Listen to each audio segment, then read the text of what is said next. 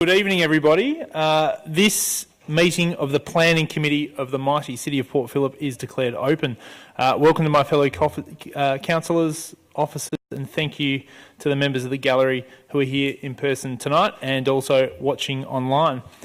The City of Port Phillip respectfully acknowledges the Yellowkit Woolen clan of the Boonwurrung. We pay our respects to elders both past and present, and we acknowledge and uphold their continuing relationship to the land in which this meeting is taking place. My name is Marcus Pearl. I'm a councillor for Gateway Ward and I will be your chair this evening. It's a privilege obviously to welcome you here this evening. I'd like to introduce our councillors this evening. On my left is Councillor Bond and Councillor Brand representing Lake Ward. On my right is Councillor Voss representing Gateway Ward, and we also have the acting mayor, Councillor Louise Crawford and Councillor Tim Baxter, both from Canal Ward. Our senior officers here this evening are Lily Rosick to my right and George Borg will be to my left in a moment. George is Manager of City Development and Lily is our General Manager of City Strategy and Sustainable Development, and Chantel Hepworth is our Governance Officer this evening. Council's local law determines how this meeting this evening is run. I'd just like to highlight a few small items for you. Item 4 this evening gives you, the public, the opportunity to participate in question time. During public question time, members of the public can ask specific questions on planning matters other than those being related to reports we're considering this evening. There's also an opportunity for you, the gallery and the public to ask questions and make comments on specific items on this evening's agenda. This will be done prior to the committee considering the item.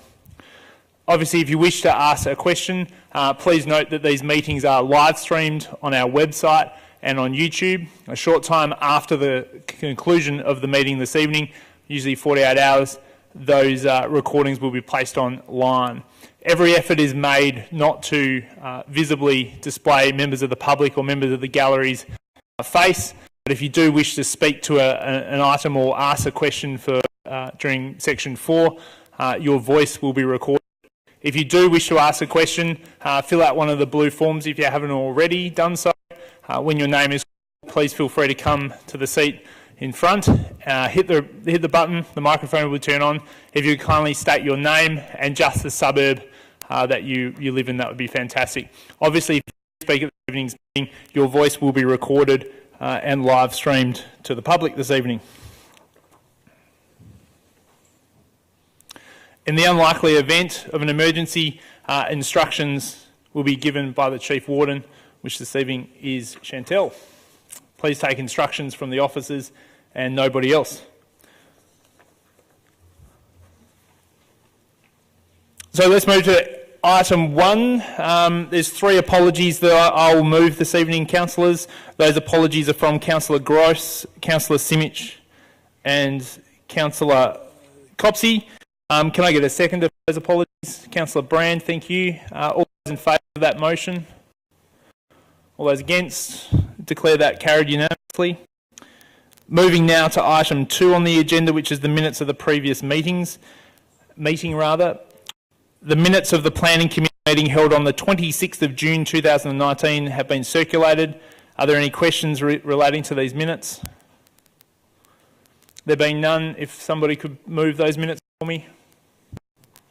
Councillor Bond and Councillor Baxter, move and second. All those in favour?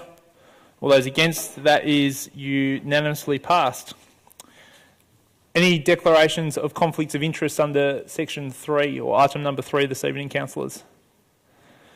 There being none, I'll now move to item number 4, which is public question time. And anybody would like to jump in and ask a question? There being none, we'll move to item number 5, councillors, which is your opportunity to ask questions. Any councillors wish to ask some questions? Moving very quickly this evening. There's no questions from councillors. We'll move to item number 6, which is the presentation of reports. There's 4 reports to be presented this evening. 6.1 is the St Kilda Marina Planning Scheme Amendment C171.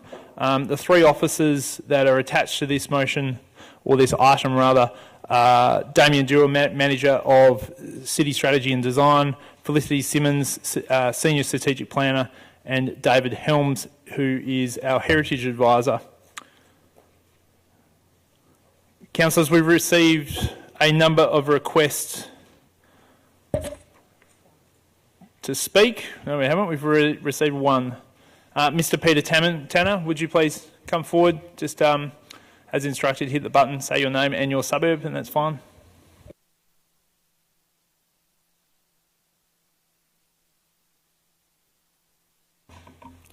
Peter Tanner, St Kilda. The issue I want to raise is that there is a likely future disconnect between the recently completed St Kilda Marina site brief, which is 71 pages, that was approved at the 15th of May council meeting, and the ongoing development plan overlay, which is 9 pages. I have 3 specific areas of concern. The first is the site brief has a mandatory requirement of 3,600 square metres of leasable commercial and retail floor area on page 62, where with a discretionary requirement of an additional 1,400 for a total of 5,000, whereas the development plan overlay under commercial and retail buildings states the leasable commercial and rental floor area must not exceed 5,000 square metres.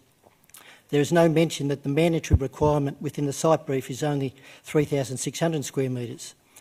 My second area of concern is the site brief under section 9.4, key considerations states a strong connection to the marina and the water should be facilitated through generous and publicly inviting promenades. The marina edge will be more open, showcasing the marina use and identity and establishing it as a public destination, drawing people to the site.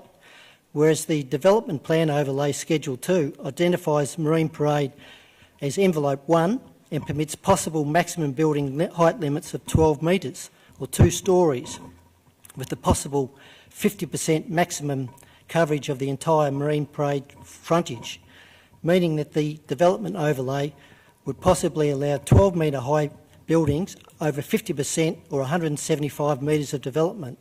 Marine Parade has frontage of 350 metres, refer page 21 of the site brief for that figure. The current Marine Parade buildings are all single-storey, occupy about 80 metres or 23% of frontage. My third concern is the development plan overlay schedule 2 on page 59 states improve the site interface with Marine Reserve. There is no mention of the interface with the Marina Reserve at the northern end of the marina, whereas the site brief on page 59 states connection to Marina Reserve and Marine Reserve needs to be more open and permeable. To conclude, as the site brief will over time be long gone and likely forgotten, I would like to see a reference link on the development plan overlay to the site brief that acknowledges the role of the site brief, especially as the site will now be rezoned to a special use zone where third-party objection rights will not be allowable. That's all. Thanks. Thanks, Mr Tanner. You raised some very valid points there, and I'm sure one of the councillors will take some of those up for you, but thanks very much. Councillors, there's no further questions from the gallery, so it's your opportunity now to ask questions on this item. Councillor Voss, go ahead. Thank you. Councillor Purr, I'd like to take up Mr Tanner's question around the possible disconnect between the DPO and the site brief. Obviously, one's a lot bigger than the other, so some detail does change. So how do we minimise, you know, the disconnect there? Mr Dewar. Through you, Mr Chair. The site brief and the planning controls, or the planning controls are still a direct translation of what's in the site brief. Much of what's in the site brief is exposition or descriptive text, which describes a whole range of things that we are hoping to achieve. The planning controls seek to give effect to the items which are described in the mandatory and discretionary fields. And the planning controls are just one of the instruments in this instance in which we're using to give effect to the site brief. So the other is through the RFP process, so the request for proposal process, which can include other things which are traditionally not included in planning controls. So some of the more descriptive prose which is in the site brief, for example, is not generally incorporated into planning controls. Go ahead, Councillor Voss. Thank you. Just to follow up, so the site brief is translated into planning controls pretty much verbatim, is what you're saying. But there's also, there were 3 examples that were given that looked like there was some translation differences in terms of number of square metres and the reference to the Marina and Moran Reserve, for example. Do you have any response to those concerns?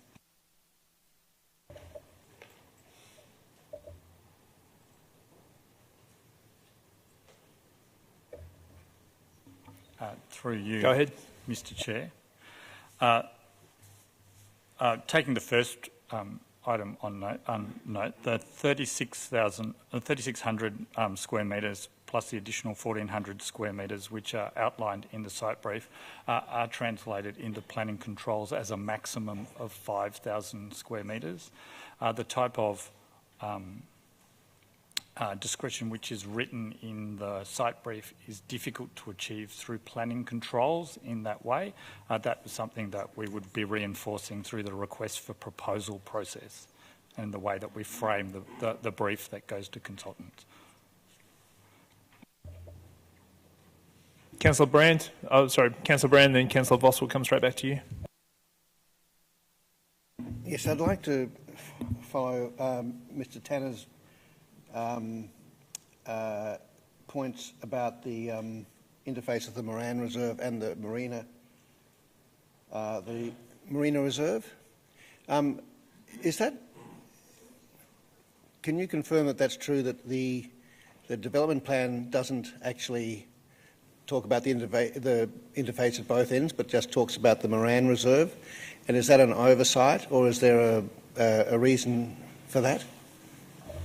Mr. Dewar. Through you, Mr. Chair. The 2 reserves are treated differently, so there is specific reference to improving the interface along Moran Reserve. The Marina Reserve, the wording is different and actually talks about removing the fences to increase permeability and to improve that edge. So they would both add up to something similar. They would be both improving the interfaces, but one is more specific than the other, or? Yes, through you, Mr. Chair. Yep. Yes, that's correct. Okay, we'll go to Councillor Voss now, if that's right. On this point? I go for it, okay. The reference to the site brief, actually this is on all those points, sorry.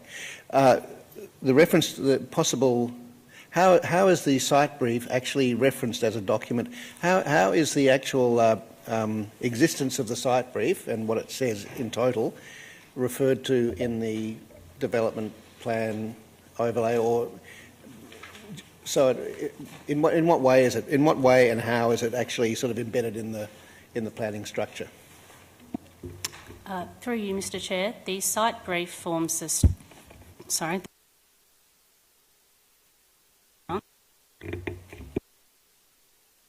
Okay. The site brief forms the strategic basis for the planning scheme amendment. Our approach has been to translate the site brief design criteria directly into the planning controls where we are able to under the scope of what the planning scheme can achieve. Thanks, Ms Simmons. We'll take a break there, Councillor Brown, and go to Councillor Voss, if that's okay. Oh, sorry. Please, go ahead, Minister Just to add to that, through you, Mr. Chair, the recommendation does have item 3.3, which authorises the CEO or delegate to finalise the documentation for amendment C171, including making changes that do not change the intent of the amendment.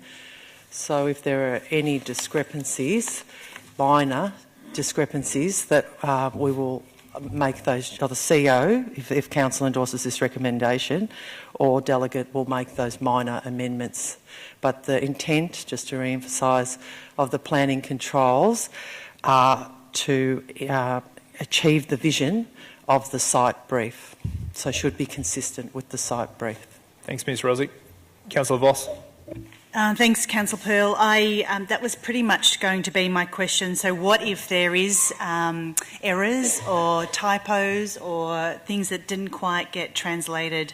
How does that get treated? So, and what you're saying is there is opportunity for the CEO or delegate to make those adjustments if they're minor. What if it's like a whole section that's being left out? Is that because the intention is in there?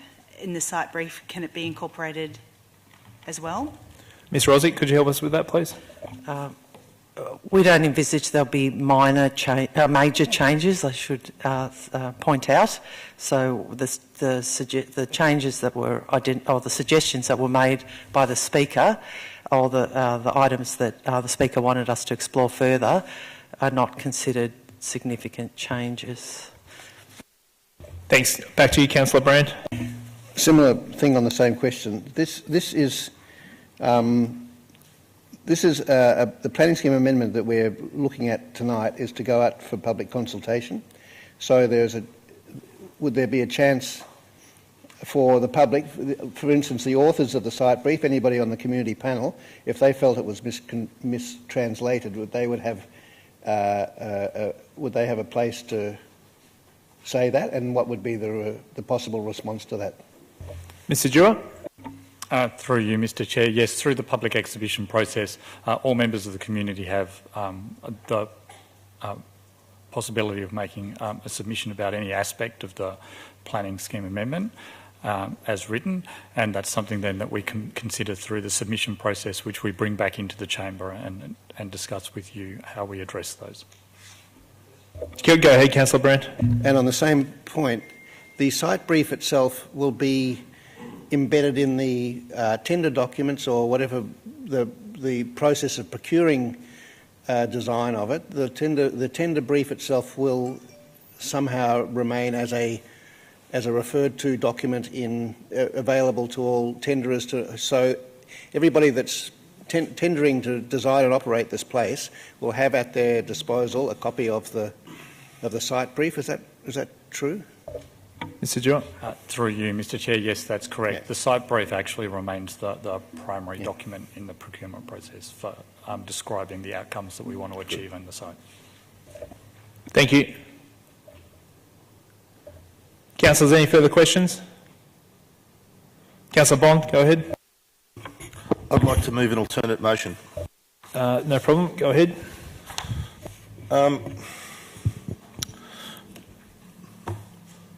Sure if they've got my alternate motion up there. 3, recommendation that the removal of point 3.1. Perhaps just give us a minute, we'll just bring it up on the screen so it's clear. Okay. There we go there. So removal of point 3.1. 3.1 then reads, authorise the Chief Executive Officer or Delegate to seek ministerial authorisation to prepare and exhibit C171 to the Port Phillip Planning Scheme pursuant to Section 8A of the Planning Environment Act 1987. The amendment would comprise the following specific changes to the Port Phillip Planning Scheme.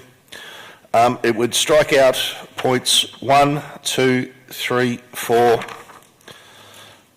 5, 6 and 7. Then we would have 1, 2, 3, 4, they're all gone.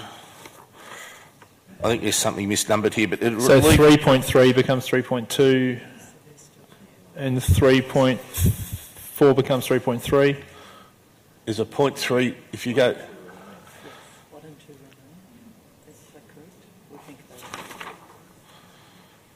Oh, I was going to say these have been struck out on mine, but yeah, 1 and 2 remain, sorry. So point 1, rezone the site from public park and recreation zone PPRZ to the special use zone SUZ with a new Schedule 4.2. Apply the development plan overlay DPO with a new Schedule 2. And point 3, make consequential changes to schedule to clause 72.03. I've got here, what does this planning scheme consist of? To include reference to the new DPO map. 3.2, authorise the CEO or delegate to finalise the documentation for amendment C171, including making changes that do not change the intent of the amendment. 3.3, place amendment C171 on exhibition. In accordance with section 19 of the Planning Environment Act 1987, subject to ministerial authorisation. Thanks for reading that. That is, that's clear. Ask for a seconder. I'll second that motion. So, sorry, pardon me, go ahead. Just to make sure that there's enough in here to enable the CEO to reflect the changes in the document that you're making tonight. Minor amendments, if it be a... Give you 30 seconds or a minute to talk to the mover if you wish.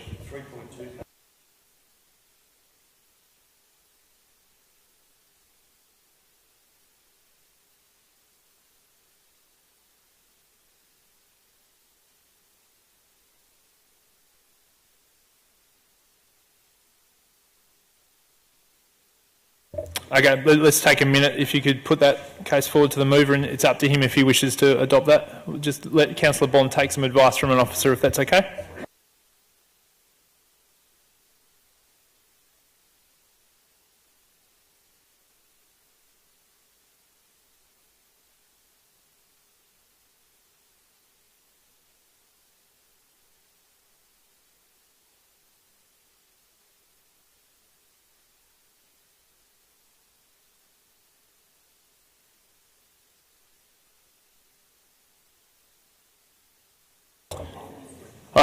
Do you wish to amend your amendment? Yeah, just a slight amendment. We're just going to change 3.2, including making changes that not to change the intent of the amendment and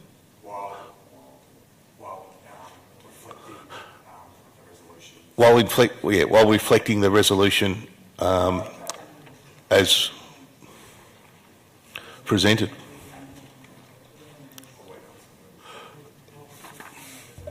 Okay, I'm happy for you to challenge it, given I seconded it, but I think that's minor enough to accept if the mover and seconder, which the seconder does agree to it.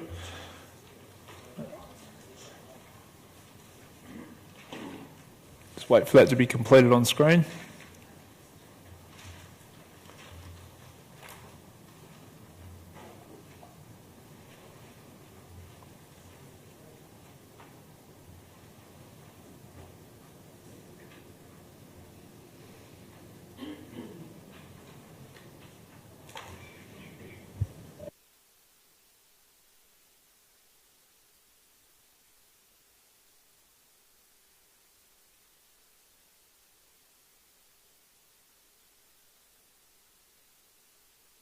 All right, Councillor Bond, I'll allow you to speak to your motion.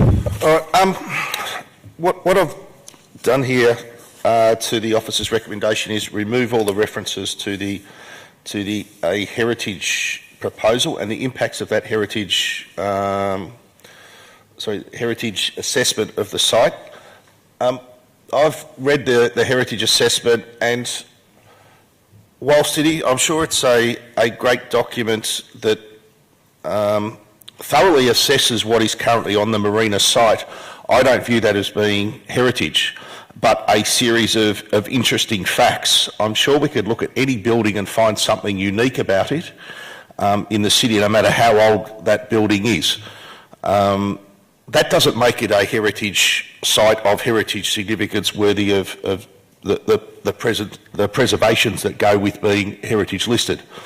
Some of the items listed are the St Kilda Marina, when it was built, was the first American-style marina in Victoria. Well, that's an interesting fact. I don't think that makes it heritage.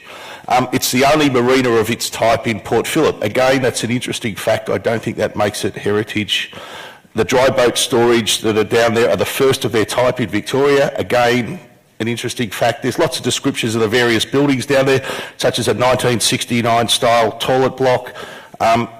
which is still there but been altered in the 1980s. They're all interesting facts about this site, but none of them make this heritage. What we're hoping to do on the St Kilda Marina site is have a really good outcome. We've got plenty of limitations within the tender documents and with the design and development overlays that limit and guide what you can and can't do down there. And part of those things, the elements to these planning documents that we're putting out for tender, state that we can knock all of these buildings down, despite the fact we potentially here tonight could list them as heritage, which sort of defies logic. I know it may make sense in some sort of heritage world that yes, we can declare something to have huge heritage significance and then knock it down for whatever reason, but it just doesn't make sense to me that we would then imply that we would put all these heritage restrictions on there and then allow them to be knocked down. And I bear this alongside it. We've had some battles in this community with things like the London Hotel and the Greyhound Hotel, where we were out there pleading for some sort of heritage advisor to come up with a heritage report that would tell us that those buildings had some sort of significant heritage that we could use to try and preserve those buildings. And time again, the heritage experts came back to us and said, no, there is nothing significant or worthy of preservation about either of those buildings. Yet we could look at the Marina, which was built 100 years after both of those buildings were built, and we're about to put significant heritage overlay over the entire site. It just doesn't compute with me, doesn't make sense, and I think it will restrict greatly any potential outcomes we have down there if we start having to incorporate much of the existing heritage and the existing buildings on the site into whatever it is we propose to do down there. So what I've doing here tonight is removing all those heritage. I know it's against officers' recommendation. I know it's against the heritage advisors' recommendations. I just dispute that there is any heritage down there other than the beacon on the corner, which is already covered by an existing heritage overlay. So that will be preserved. This won't change any of that. It just changes the heritage preservation over the rest of the buildings on the site. So hoping my fellow councillors see that we don't want to restrict what we do down there. We still want to get really great outcomes, but we don't want whoever takes over the site to be restricted or impacted by having to incorporate many of the existing buildings into whatever it is they propose down there. And then if we're going to call these buildings heritage with one hand and then allow them to be knocked down with the other, it still doesn't make sense. So either way you look at this, I just don't think this proposal to put heritage all over it passes the pub test down there with most people in the community. So this is why I've chosen to go down this path tonight. Thanks, Councillor Bond. As seconder, I won't speak. Does anyone wish to speak preferably against the motion to start with? Perhaps put your microphone on. Maybe do that. I wanted to ask a clarifying question of officers, please. So if we were to go with this alternative recommendation and we were to go out to proposal on the C171 without including all these reports about alternate reports on heritage for the whole site as such, what ramifications does that mean? Will that have serious ramifications as we go down the track? Are we likely to be penalised? I just worry. I don't understand the full implications of adopting this kind of recommendation. Councillor Crawford, as debate has already begun, we won't allow clarifying questions, and given it wasn't of a minor technical nature, I won't allow the question. So would anyone, Councillor Voss, you'd like to speak to the motion? The alternate motion, rather, I should be saying. Thank you, Councillor Pearl. I've got some sympathy for Councillor Bond's motion, and I think his argument is quite persuasive. However, what we're doing tonight is actually putting this out for community consultation. And so looking at what the heritage, and we've had quite a bit of discussion about this today, there are going to be other opportunities throughout the process to actually consider removal of heritage should that be what the community wants. But at this stage, I'm quite keen to keep it as open as possible so that we can consider all the possibilities and hear what the community has to say. So I won't be supporting Councillor Bond's motion.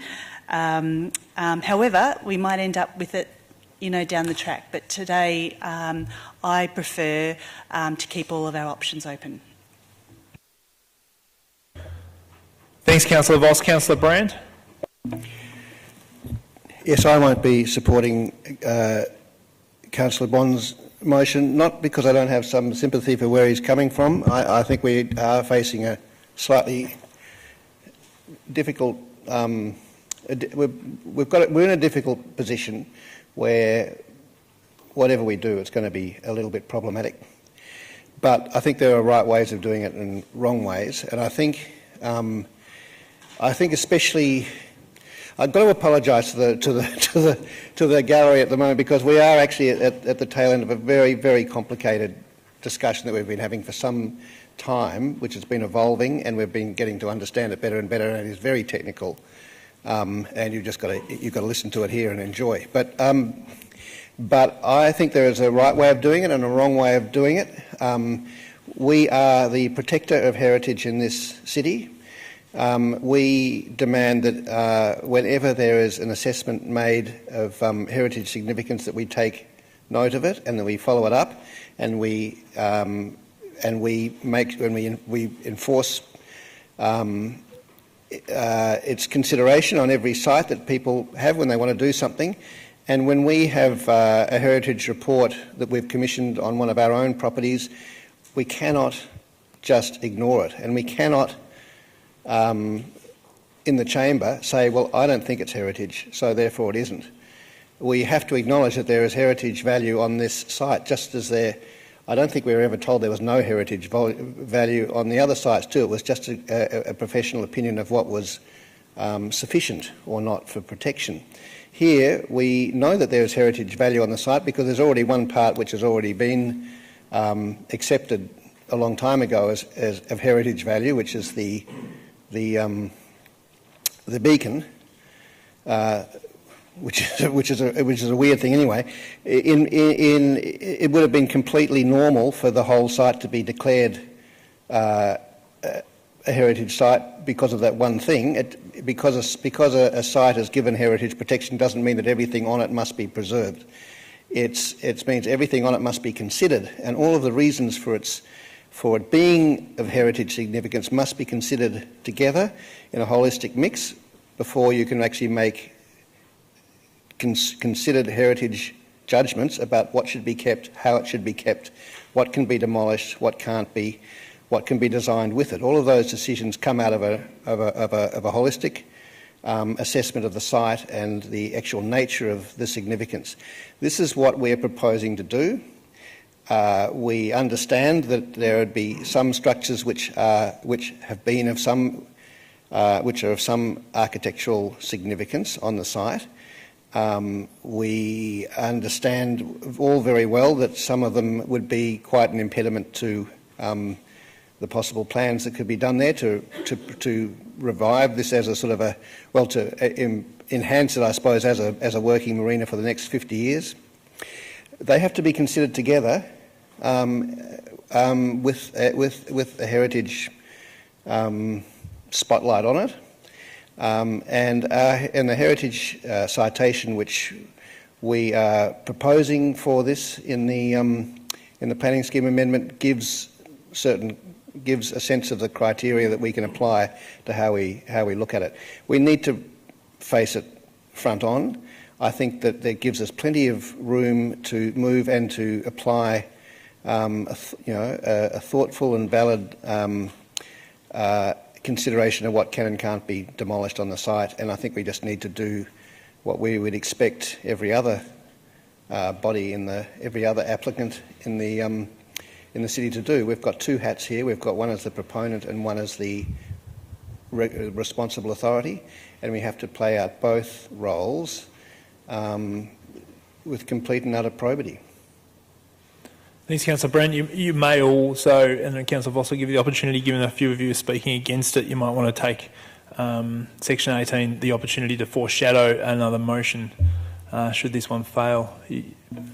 I would do that in that case. I would foreshadow the officer's recommendation. Thanks very much. Councillor Crawford, go ahead.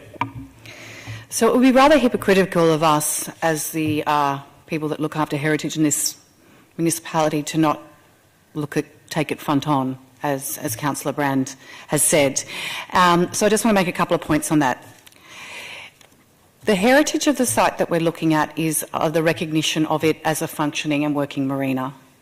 So it's not about a specific individual stone or corner, it's about the whole big picture. And I keep coming back to this one because I think you used it before.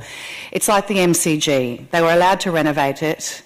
It still had to remain the hallowed cricket ground that it is, but they could replace the seats to make them more useful and give it longer life and all that. So it's the same thing that we're looking at here. Does the heritage apply? And there is room to maintain it because it's no use as a defunct marina. Its heritage lies as in a functioning marina. So I think we do have to put this out to the community and see what comes of it. The other example that you gave, Councillor Brand, earlier this evening is if you had a very expensive set of china and half of it was broken, would you insist that you keep using the broken china? No, you might find an innovative way to use some of it in your house, or you might put it on the shelf, but you would buy another set of china to deliver the same outcome, to be, eat your food. So I won't be supporting this alternative motion. I think that we have to be brave and we can't just say we don't like it. Our community comes to us and asks us to take on heritage, and I think it would be remiss of us to not do this in this case. Thanks, Councillor Crawford. Thanks, Councillor Crawford. Sorry, but Councillor Batcher, over to you. So I won't go on for too long except to say that I think Councillor Brand made some really excellent points, most of which I was going to make as well, so thanks. But I think it's important to note that heritage exists in and of itself, and it is how we relate to the places that we have. So a report doesn't make something have heritage value, it simply explains why it has heritage value and why it should be considered in that way.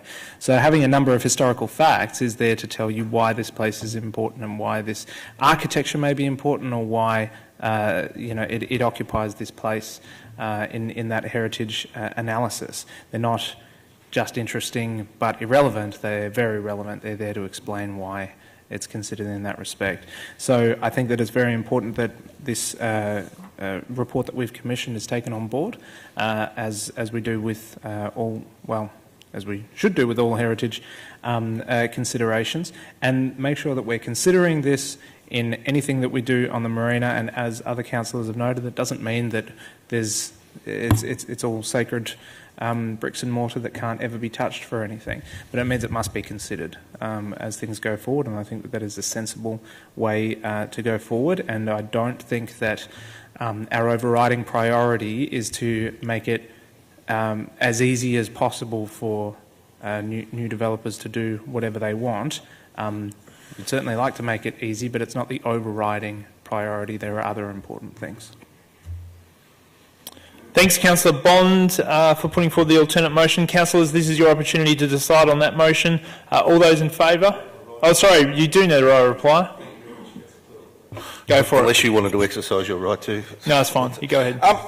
In terms of protecting the marina and the functioning marina down there, that can very easily be done through the use of a special use zone, which is what we propose to do here.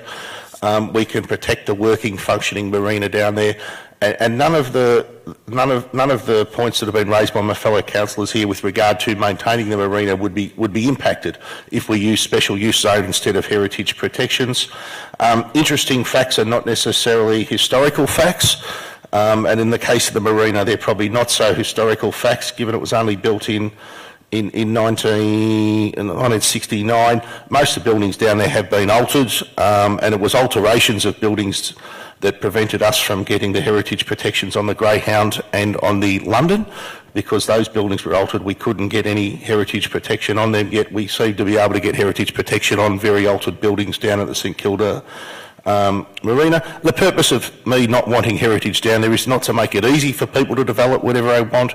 There are very quite restrictive constraints on what can and can't be built there, or there are proposed to be very restrictive constraints on what can and can't be built down there all through the all through the proposal that we're going to put out to the market. This will not change any of them, so it will only change perhaps where they can locate things, what buildings need to be retained, and it takes away the flexibility, not necessarily the ease or the size of what they can build down there. So I don't support the approach that we put forward by officers. I don't support putting heritage onto this site. Thanks again, Councillor Bond. Councillors, you now wish to consider the alternate motion put by Councillor Bond. All those in favour of that motion? All those against? That's failed. Given Councillor Brand has foreshadowed the officer's recommendation. Division required. Division put. All those in favour of the alternate motion? Councillors Pearl, Councillors Bond. All those against? Councillors Brand, Councillor Voss, Councillor Crawford, Councillor Baxter. Councillor Brand, given you foreshadowed in the previous debate a movement of the officer's recommendation, now give you the opportunity to do that if you still wish to. I would love to, yes. Go ahead. Okay, I move the the officer's recommendation. Great. Is there a seconder for that? Thanks, Councillor Baxter. Go ahead. Councillor Brand. Okay. This is a very important document that we are proposing to move to adopt here. It's the draft of the St Kilda Marina Planning Scheme Amendment C171. It's the planning instrument that actually makes that puts the development that we're proposing at the marina and that we're tendering out and doing all of the other stuff with. It's what puts it into the planning scheme, and it's how the planning scheme protects it and guides it. So it's a very important document. We're putting it out for public consultation so that if anybody has any concerns about it, they're invited to tell us about it, and we will go through this process and adopt it or a revised draft in due course.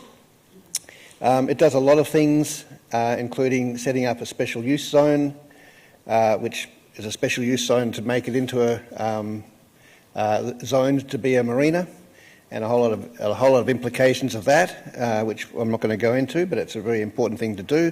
It establishes a development DPO, development plan overlay, which means that the development plan that we will eventually get through the tender process will become a statutory instrument that actually guides how the marina is developed, and it'll be according to the planning scheme because of the DPO. That's very important. And part of it has been this heritage, the heritage dimension to it, which has been the most controversial part of it. Because it is quite a difficult situation to be in, but I think we've come to the right decision on that, to put it through, meet it head on, and for the correct heritage process that this planning provision sets out for it to be done, that what is possible to do on the site is assessed through the correct channels. Councillor Bond was talking about how he was saying most of the buildings have been altered. Most of the buildings, in his view, aren't heritage, aren't worthy of protection. Some of them are just interesting facts. Well, I agree with that, and I think that a proper heritage assessment of the proposal here would actually agree with those things, would uncover those things. If they really are true, they are things that a proper considered assessment by experts will actually tell us is true. So I don't have any real problem with actually having them look at it rather than us try to do it here. Anyway, I'll leave it at that at the moment. I think we've come a long way. I've got quite a lot of minor details which I'm not entirely comfortable with, but they are drafting details, they are sort of refinements, and they will come out through the wash as we look at this, as we take this draft to the public for public consultation and final consideration down the track. I commend it to you, and I hope that everybody that's involved in this, in the Marina process, has a go at it, has a look at it, and submits on it. Thank you very much. Thanks very much, Councillor Brand. Councillor Baxter. Yep. Again, I think Councillor Brand and I must have had some kind of mind meld before, because all the points I wrote down have just been ticked off. But essentially, I'm looking forward to having this go out to the public and getting feedback. I know that most of the people that are heavily interested in the marina will have very strong opinions about this. There won't be so many people that will sort of be wishy-washy about it. So it's about sort of really trying to get that feedback and incorporating that into, you know, what is and isn't possible, to see what we can do on this site. And I am looking forward to that. I'm hoping also that, you know, as we continue to go forward, that we'll continue to try and engage people that aren't hugely involved and already have strong feelings, to make sure that we're getting a really good cross-section of the public. But this is certainly one step in that, and I look forward to seeing what comes out. Thanks very much, Councillor Baxter.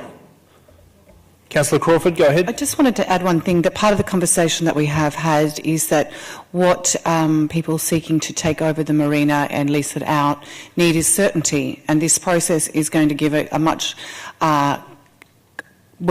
more likely certainty to the people and the outcome, rather than Heritage coming back and biting them on the bum at the last minute because we chose to ignore it. So I will be supporting your motion. Thanks, Councillor Crawford. No further speakers. I'll ask Councillor Brand the opportunity to close if you wish to take it. I'll just close with on a positive note. We've been talking about how this heritage citation might be of a disadvantage and a problem, but it also offers quite a few positives. In the citation itself, it mentions, well, it's one of the fundamental statements that it makes is that it's really important that this site remains as a marina. Its value as a marina is sort of fundamental to the. It's a use value sort of thing to the heritage of the city and of that part of Elwood and the foreshore, and it notes the qualities of what was done with the old marina, and it sets them as a sort of at least as a sort of a goal that we would need to emulate and do justice to and to honour in certain ways. Its master planning is in particular noted as a very important part of what has been done before, and that's something which I think sets a bar for the next master plan, rather than making it something which the next master plan has to copy. It just says it's important that it's master planned. And you know, it actually adds a degree of expectation of quality and insight in the planning and design of the new building, which I think will actually enhance the outcome. So I'm happy with what we've got here, and I commend it to you. Thanks very much, Councillor Brand. Councillors, we're voting on item 6.1. It's been moved by Councillor Brand, seconded by Councillor Baxter. All those in favour? All those against? That motion is carried. Division required. Councillor Bond calls a division. All those in favour? Councillor Brand, Councillor Pearl, Councillor Voss, Councillor Crawford, Councillor Baxter. All those against? Councillor Bond. Declare that motion carried. Thanks, councillors. We'll now move to item 6.2, which is 25 Tennyson Street, Elwood. There's 14 members of the public that have requested to speak for this item and the next item.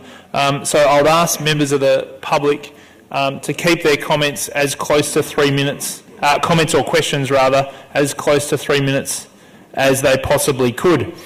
I'll now ask the first speaker to come forward. If you are here to speak on this item or any other, please feel free to fill out a blue form. But I'll ask Sue Webster to please come to the microphone, hit the button, just state your name and just the suburb will be great.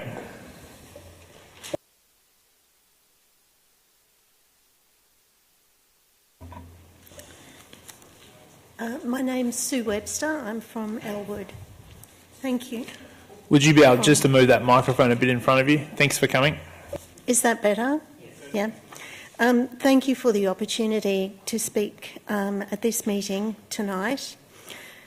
From the Planning Officer's report, I understand that planning requirements, with the exception of the parking allocation, have been met in this proposal, sometimes by small margins, but met nonetheless.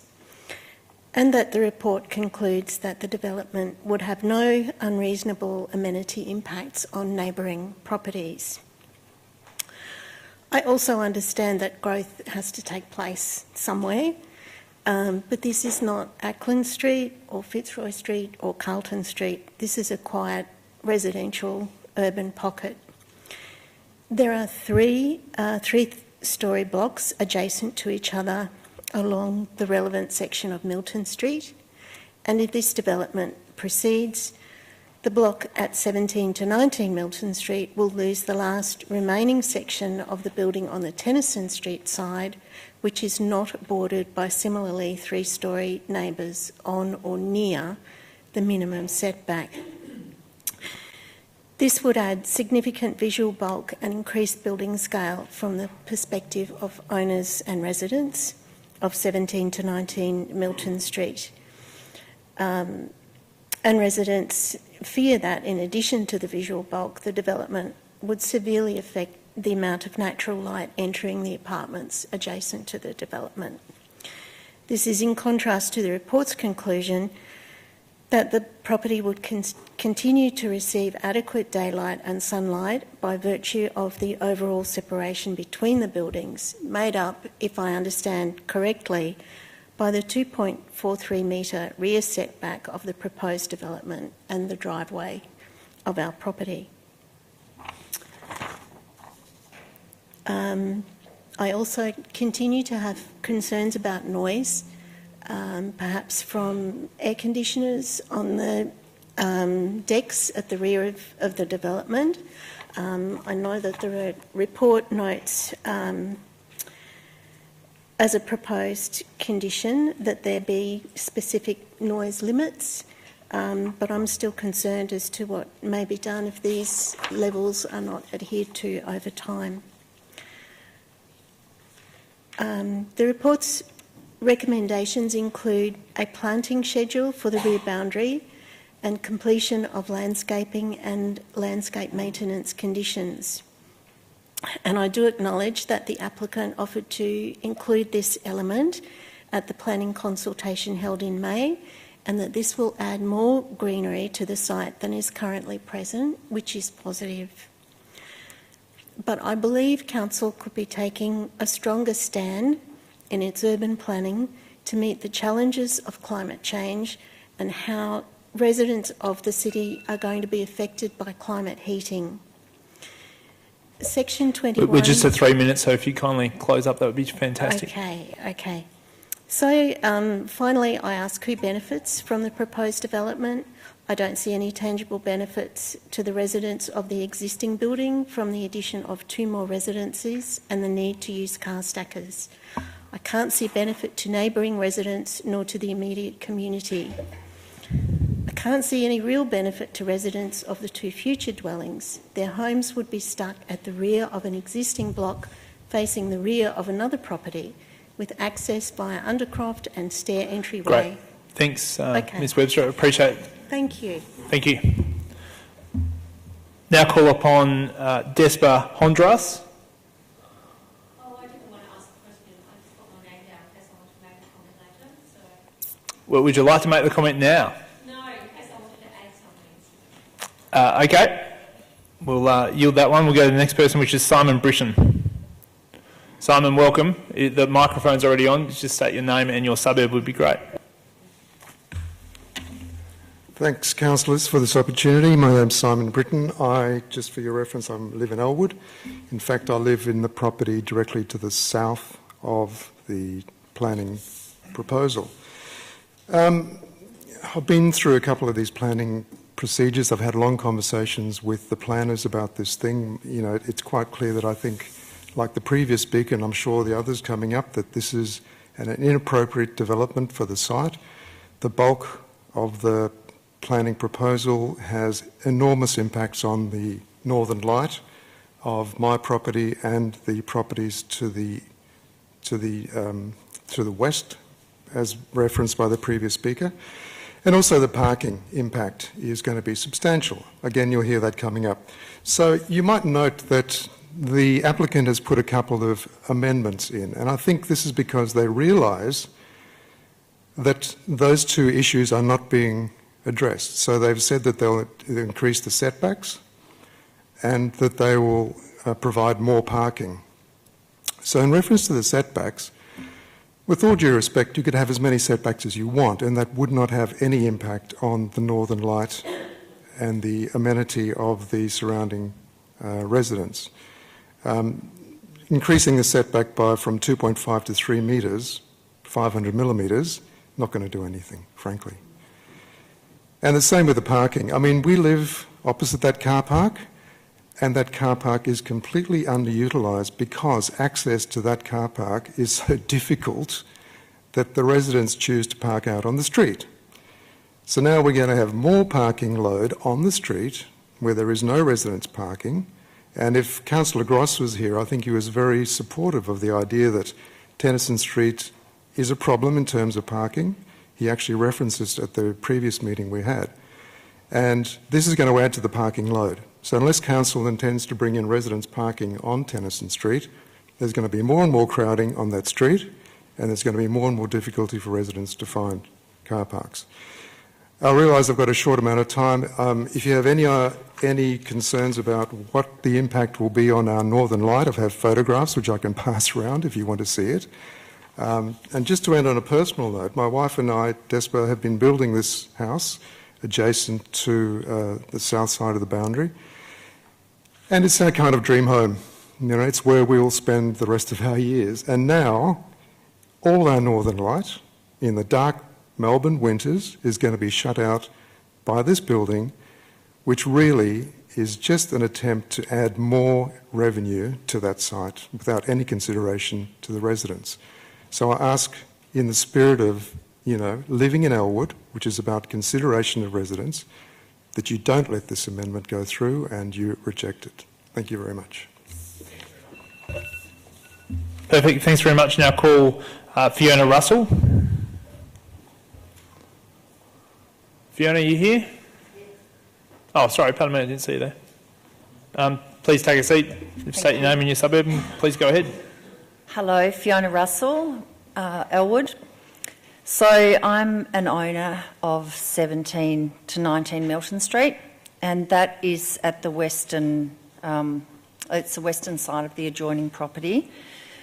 Further to my original objections, I've submitted a petition to you on Monday to the councillors where we had 257 objections that were signed, and that was only posted on the Elwood 3184 website, Facebook page. The density of the block is a concern for me, and as your planning officer Jess came out and had a look at it, the sheer bulk of the development directly impacts many residents in surrounding apartment blocks by the sheer size of the building. As you can see by the photos I've just distributed to you, my bedroom and kitchen, that's the view that is of the existing property. So this view looks directly onto car stacker, will potentially look directly onto car stackers and an obtrusive building, the design of which takes in no way into account the aesthetics of the Elwood neighbourhood. The impact of the proposed development on the view from the bedroom and kitchen is significant. On the car stackers, car stackers appear to potentially exceed the setback envelope, as far as I can see, when in full height. And this question was raised in my objections. There's a potential noise pollution issue from the car stackers, and we can't put barriers on times of use and when these people are able to use these car stackers. Noise will travel. The distance from the car stackers to my bedroom window is only separated by a very narrow driveway. And looking at the underbelly of raised cars is a view that will negatively impact the use and enjoyment of the property, loss of amenity, and blinds will need to be drawn at all times. Contrary to the parking and traffic assessment letter, there are 9 existing apartments in that block already, so we're looking at another couple of townhouses thrown in on top of that. So it looks as though it'll be a potential, say, 20 bedrooms in that block of units, and they've allocated 7 car spaces. Parking's so tight in that area at the moment, and with the regulations that I hear that are coming in about new properties not necessarily getting parking permits, that's a significant area for that issue for that area. The light, as Simon mentioned before, the sheer bulk of the building soaks up the light. Despite council regulations around shadow lines, etc., I feel like this will rob us of a predominant source of light. And as you can tell by those photos, my property's on the ground floor. The boundary line of the dividing... Oh, okay. We're at 3 minutes. If you can conclude, that would be great. Great, okay. The only other thing is on Councillor Baxter's point, I think we really need to take into account the aesthetics and strive to be conscious of the aesthetics of buildings going forward in the area, and not just ones that fit in with shadow lines. I don't think Councillor Baxter's made a point. No, but Councillor Baxter did talk about the fact that... I don't think we should refer to anything unless it's in writing and able to be prescribed, because Councillor Baxter hasn't actually spoken on the item yet. Thank you very much. I now call upon Rebecca Sloan. No problem. Rebecca and Raylene, could we perhaps wheel a chair over? Oh, yeah. Thanks very much. Thank you. Go ahead. Rayleigh Sloan, Elwood. We are owners of Unit 12, 17 to 19 Milton Street, which is the western adjoining property to the proposed development. Sorry, just get your is that speak up better? a bit, that'd be great. Yeah, thank you. And just be clear, you're Rebecca. I'm Raylene. Raylene and Rebecca. Just Gotcha. to confuse everyone. Go ahead. Further to our original objections, and in response to the Planning Committee report, we have the following concerns. Section 9.3 of the Planning Committee report states that several swept paths show that when exiting the site, they either scrape the existing building wall or fence. It then goes on to state that plans provided indicate accessway dimensions of 2.4 metres, which have not been provided in accordance with the planning scheme, noting a minimum of 3 metres width is required. Given no changes are proposed to the accessway and any extension to width would require significant works to the original building, the reduced accessway width is considered acceptable in this case. Acceptance of an accessway which does not accommodate required swept paths on the basis that any extension to width would require significant works to the original building, we believe is ill-conceived. There will be significant works required for the proposed development itself, and not to extend this to the accessway to make the site viable, we believe is remiss. Car stackers. The Planning Committee report does not specify that the proposed 2 car stacking units comply with EPA mandated noise levels. Additional noise levels will affect the amenity of neighbours. The car stackers are also out of context with the area and are aesthetically at odds with the surrounding area, as well as being exposed units. Whilst 25, Rebecca Sloan. Thanks. Just get you to state your suburb as well, Rebecca. Yes, Elwood. Great. Welcome. Thank you. Thanks. Whilst 25 Tennyson Street is a nil grading within the heritage overlay, the proposed development imposes significantly on the neighbouring properties of 17A and 17 to 19 Milton Street and 27 Tennyson Street, which have significant gradings, as noted in section 11.17 of the Planning Committee report. The new development is not sympathetic to heritage values and we believe diminishes the character of Elwood. Community engagement. The Local Government Act describes Council's role to include acting as the representative government by taking into account the diverse needs of the local community in decision making, section 3D, as well as being responsive to the needs of its community, section 208B. The community relies on Council to be responsive to community needs and involve the community in decision making processes for the development of acceptable decisions which affect them. Community engagement on this proposed development has returned significant objection, with residents submitting objections via council process and also via an online petition, recording 257 objections to date. The community has voiced that they do not want this development to proceed, and we believe these views should be reflected in council decision making. Thank you. Thank you very much for your time. Appreciate it. Now call the applicant Ian Perkins.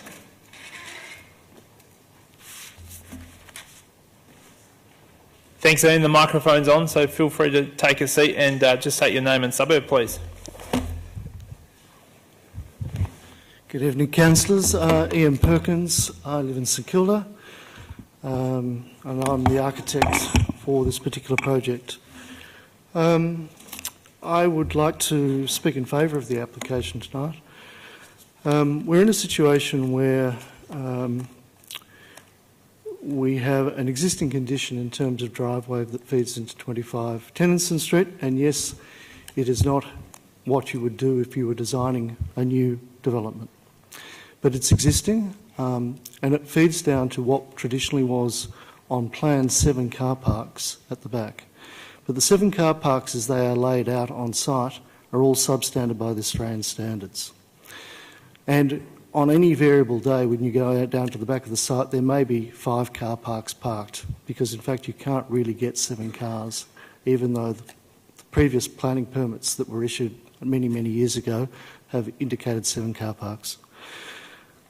The long and the short of the arrangement that we've done is we've looked at how we can go and get additional car parking, make it so that all of the car parking is able to be accessed and compliant with the swept paths that the Australian standards provide for, and make all of the car parking manoeuvres in and out and the size of those car parks appropriate to today's standards. Under this arrangement, we end up with 7 car parks, so the same number is currently permitted for the existing use, but as I say, on a day-to-day basis, all now actually able to be used on a day-to-day basis. The driveway access can't be improved on because there is already a 3-storey building running all the way along the length of the driveway. But I've driven up and down that driveway, and you can quite happily, with reasonable care, get in and out of the site as cars do on a daily basis. So our view is that we're actually improving the status quo, providing proper car parking. The stack of car parks that are proposed have a default setting proposed within them so that they are down at all times other than when a car is being retrieved from the basement. So notions that people to the south or to the west of the site would have views onto and of car parking in a stacker arrangement is only true in the instance when a car is being retrieved. All other times the car on the stacker would be at grade, and so it would be hidden by the fence line. One of the things that we've looked at, all of the back of this particular site is hard stand concrete currently. It's not an overly pleasant environment down the back there now. We are looking and have given the suggestion of providing additional trees along the western interface. We've also given the undertaking to provide permeable paving over car parks numbers 3, 4 and 5. Thanks, Mr Perkins. That's 3 minutes. If you can conclude for us. One final comment, if I may. I know there's 4 people talked before me. If I could just have your... yeah, I'll allow you a bit more time. Couple of minutes extra, just to cover on a couple of points. So permeability will be increased dramatically. Some vegetation softening will be introduced between our development and the developments to the west of the site. The gentleman to the south of the site talks about his loss of light to north-facing windows. When you go and actually assess this development against the north-facing window criteria, he actually does not have windows that need to meet the north-facing window criteria because of the way north is orientated on the site. And the officer who has reviewed it has reviewed against all of the compliance requirements under Res Code, hence their reason for saying that we're in compliance with that. So. Thanks, Mr Perkins. I appreciate that. There's no further speakers. Yep, we'll get there. Just welcome Mr Borg back to the bench, and also welcome Catherine Pound, the Planning Coordinator for Canal Ward. Mr Perkins, I think you might have a couple of questions from councillors, if that's all right. Councillor Brand? My main question was going to be on the visibility of the stackers, but there's one tiny little question I was just wanting to ask. With the screening on the top floor, yes, with a planter box beyond the screening, how do you actually get to the planter box? The intention would be that they would be, you could water over the top of the planter box, but the idea would be to go and have greenery that doesn't require much maintenance or no maintenance. And there are species that we can go and put in that have very limited upkeep.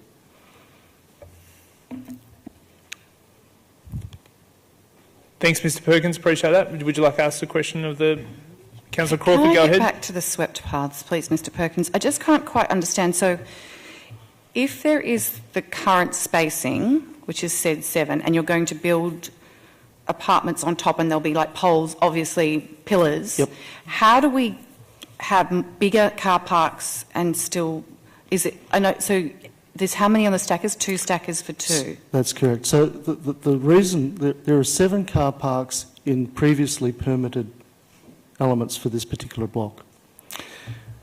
The 7 car parks are now being transposed into 5 car parks. That's how the footprint now works to the Australian standard. And so does the swept path is wider as they come around? So currently, to get 7 car parks across the back, all of the car parks are 2.1 or less.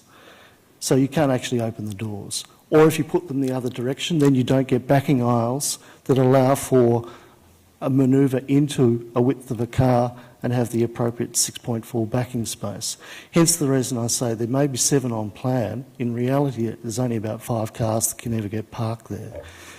What is being proposed is to provide 7 actual usable car parks, all of the size that meet the Australian standards, and they're 2.6 by 4.9, backing spaces of at least 6.4, swept path turning circles that go into each of them that can be worked on a day-to-day fashion. Ratio's report has done turning circle manoeuvres for all of them and have confirmed all of that.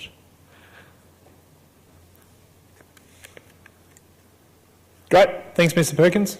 Take your seat again. Thank you. Councillors, any questions for officers? I'll ask a question to start with. Just wondering if officers could comment on the EPA noise levels for the stackers. What's Council's consideration of that item, or any advice that you've received on that?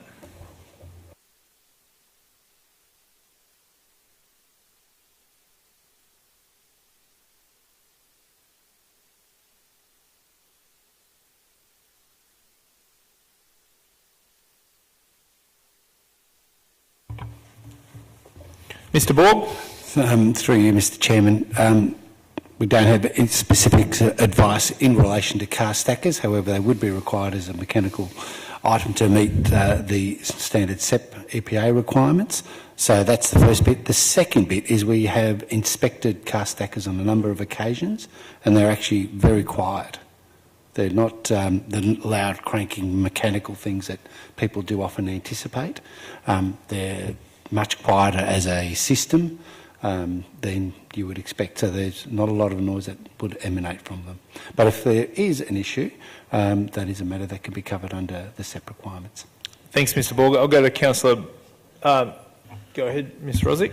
Just if I could add to Mr Borg's comment, if item 8 deals, in the recommendation, deals with car parking stacker maintenance and provision, there are EPA standards and guidelines, and if Council so wished, we could include that, compliance with those standards and guidelines in the recommendation. Thanks for that. Councillor Brand, then we'll go to Councillor Baxter. On this particular subject of noise, the noise of the stackers, it's good that they can be quiet, but I'm wondering if there is a specification that we're working to? Is there a specification which is different from the EPA requirements, which are probably pretty loose? I'm just wondering if, or are we working to council's satisfaction on the future specification of the stacker, or I'm just not quite sure how we handle our assessment of the noising, and the same would go for the air conditioners. Mr. Borg. Through you, Mr. Chairman, there is, specifically on the air conditioners, there is a note on the permit that would satisfy the requirements in terms of the EPA requirements. That's listed at just before section 4. And there's a noise reference there which talks about the air conditioning units and the times, and it also has a reference to the EPA requirements. The stackers would be under the same sort of requirements. So it's not based on a type. They would all need to meet a standard, and that standard would have to satisfy the EPA requirement. Do we have any opportunity to ask for greater, better standards than the EPA standard? Mr. Borg. That could be added as a condition if council was of mind to do that, some form of noise attenuation, but I do not believe it would be necessary. Thanks, Mr. Borg. Councillor Baxter. Thank you, Mr. Chair. I did have a couple of questions for officers. So there seemed to be some disagreement between the speaker for the applicant and some of the objectors in terms of the loss of light and what people anticipate the loss of light will be. There were... one of the speakers said, they've looked at the shadow diagrams, but they're not sure that they're accurate, or they feel that it would be different than that. So how are these diagrams sort of developed, and how sure can we be about these sorts of things? Thanks, Councillor Baxter. Through you, Mr. Ms. Chairman. Pound. Thank you. Through you, Mr. Chairman. The shadow diagrams have been checked by council officers, so they're generated by the architect based on survey levels data that they have, which look at ground levels and building heights on the subject site and surrounding sites to pick up anything that would cause shadow, and then they superimpose the proposal into that. We can then check that using our tools that we have at hand. So we have checked the shadowing here. There was certainly a concern raised by one of the residents in relation to their property not being shown accurately. However, we have looked specifically at that property, which is to the rear, to the south at 127, to make sure that we undertook a shadow assessment based on the approved council endorsed plans for their planning permit, because that shows more accurately their private open space. So we're satisfied that the overshadowing standard is met in this instance. Thanks, Ms. Pound. Councillor Baxter, go for it. So just a follow-up question. There was a concern from one of the objectors that one of the car stackers went over the envelope. Is that the case? Because it does seem that res code is being met in pretty much all cases. Thank you. Through you, Mr. Chairman, the res code standard is met in relation to side and rear setbacks. The way that the car parking stackers work, this particular model, which is the model they've shown on the discussion plans, which is the model that we would, if a permit were to issue, would be endorsing for this application. So it is a specific model that they would be tied into using. This model actually excavates into the ground so that one car sits below ground level and one car sits at level. The only time, and then the actual structure itself is, I can't remember the exact height off the top of my head, but it sits within the side and rear setback parameters, and that means that the only time when the car stacker structure would actually protrude into the setback requirements is when the car stacker is in motion and it raises a car up to allow another car to drive in and be lowered down. So the default position, which I think Mr. Perkins mentioned before, is that is at level, so that there's no structure within the side and rear setbacks prescribed. Thank you. Thanks very much. Councillor Crawford, go ahead. So in the property next door at 27, how big is that building that's getting built? Because it's not really marked on the plans there, but from the photo given, it looks quite large. It's a couple of stories. Ms. Pound. Thank you. Yes, through you, Mr. Chairman. It is a two-storey dwelling, which I don't have I've only got some of the plans with me. I didn't bring them all, but it is 2-storey with a number of bedrooms, and at the first floor it has a balcony component as well, which we've looked at when we've done the overshadowing assessment. Councillor Crawford, follow up. Do I dare to ask, did it get any compensation for parking for having extra property?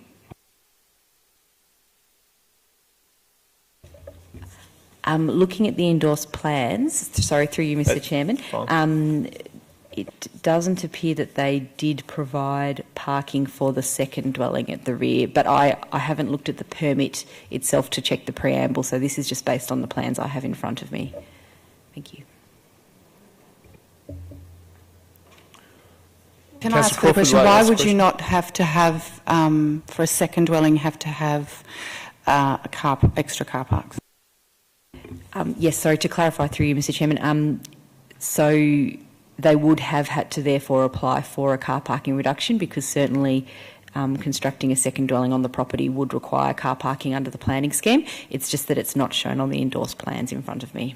So based on the plans that I have, which are only some of the plans, I'm assuming that they would have been granted a car parking reduction of 2 spaces probably. Thanks, Ms Pound. Any further questions? Councillor Crawford, go ahead. Just to clarify for some of the concerns in the room, when we look at whether it fits in with heritage value, it's from the street as opposed to, isn't it? How do we assess for heritage values? It's as it faces the street. Ms Pound. Thank you. Through you, Mr. Chairman. Because we are in a precinct overlay here, where a number of properties are all contained within a larger precinct, heritage precinct, we are primarily concerned with how the new buildings and works would appear from the public realm, which is the streetscape, so rather than from how they appear to adjoining properties. Our heritage advisor did review the plans just to ensure that he was comfortable and he did not raise any issues, which is why we don't have any detailed comments from him. He was satisfied that you wouldn't be able to see what was proposed. Thank you. Go for it, Councillor Crawford. I just want to clarify. So if this block had always been built to the full length, like many of the other blocks around it are, it would fit into all the res code. That would just be normal. It's not crossing any boundary in terms of a lot of blocks in that area are built to the full length or most of the length of those properties. Ms Pound. Thank you. Through you, Mr. Chairman. There's a couple of points which are probably relevant to the comments you're making in relation to the extent of built form. First of all, we have the side and rear setback standard of Res Code, which prescribes the setbacks that you need to achieve, which are achieved here. There's probably another component to the extent of built form which is more related to neighbourhood character, and we certainly have local policies in our scheme which talk about reflecting the extent of built form that is already found in the area. And so that's when we sort of take a more general look at what is proposed in terms of the extent of the built form and how long it goes down, how far it goes into the site. And in that case, in this instance, we've been guided by looking at other nearby properties and how large those apartment buildings are and other unit developments. And we're comfortable from that perspective, the more subjective perspective, that it still is responsive to character to have a deeper building. Thank you. Councillor Brand. Can I ask you about site coverage? The standard is meant to be 60% maximum site coverage, and this comes in at 59%, but can you tell us how, does that include the Undercroft car park under the new development, or is it absolutely, if you project the new development down onto the ground, sort of just what's left? Thank you, through Mr. Chairman. Yes, you're correct. 60% is the maximum site coverage under the Res Code standards in this area. And this does come in just under that, and I can confirm that officers have certainly checked that figure a couple of times. It does not include the area under of what would be the Undercroft, so they achieved that 59% based on the front side and rear setbacks of the building. Go for it, Councillor Brandt. It does amaze me, but that is a calculation which often amazes people, I think. I want to ask about car parking. Is car parking at the moment the only thing which is non-compliant with Res Code in terms of? Is there anything apart from? Ms Webster acknowledged that the car parking was, except for the car parking, that all planning requirements were met in this project. Would that be something you'd agree with? Ms Pound. Thank you, through you, Mr Chairman. Certainly in the officer report from paragraphs 11.19 to 11.26 is the Res Code assessment. Now all the numerical standards of Res Code are met. You'll see that there is a discussion around some other standards which weren't considered to be met. However, when you look at all of those, they are largely around the fact that because we're working with the layout of an existing building, the access to the new dwellings is not ideal in terms of the access is at the back of the block and via a driveway rather than a pedestrian access way. So certainly there are some non-compliances identified, but they're associated not with numerical standards. So the numerical standards of Clause 55 have been met. Thanks, Councillor Brand. Sorry. The two new units, the people who live in those two new units, they wouldn't be eligible to get residents parking permits, so they wouldn't be eligible to park in the street. Ms Pound. Thank you, through you, Mr Chairman. In fact, because there aren't already parking restrictions in this part of Tennyson Street, that means that none of the existing residents would have resident permits. So that means that if this were to be constructed, in fact, none of the residents of the building, existing or new dwellings, would be eligible for parking permits should parking restrictions be introduced. Thank you, Councillor Brand. Can you clarify that? So the people, this is a strata-titled block, is it? The people who have bought in there, and if one day we put parking restrictions in the street, that they wouldn't be allowed to get parking permits because two units are built on the back of their building. Ms Pound. Yes, that's essentially correct, and I think the thing to note here is that currently all of the apartments are under one ownership, so certainly they would be tenanted, but they're all under one ownership, and that's the rationale for this is really because no one currently would have resident permits. So if some people did have resident permits already because there was existing restrictions, then they would be able to continue to have those into the future while the residents of the new dwellings wouldn't. But the distinction here is that no one would currently have a resident parking permit. Councillor Brandt. Oh, goodness gracious. Can I ask, I'm just not sure what the implications of that. I'm trying to ask what are the implications of that, but that's a pretty general question. Mr Borg. I think you've got to go back to, through you, Mr Chair. Again, the issue here is that there are no parking restrictions on the site, and we'll have to deal with that as a matter if parking restrictions do ever get put onto the street here. Councillor Brand.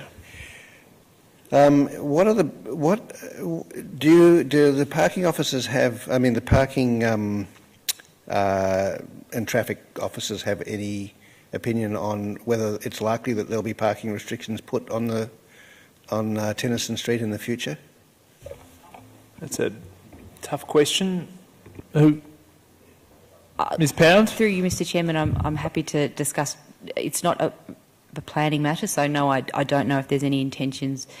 And I know from asking a few questions of our traffic engineers lately that parking restrictions at the moment tend to be done in response to community requests on a case-by-case basis. They're investigated.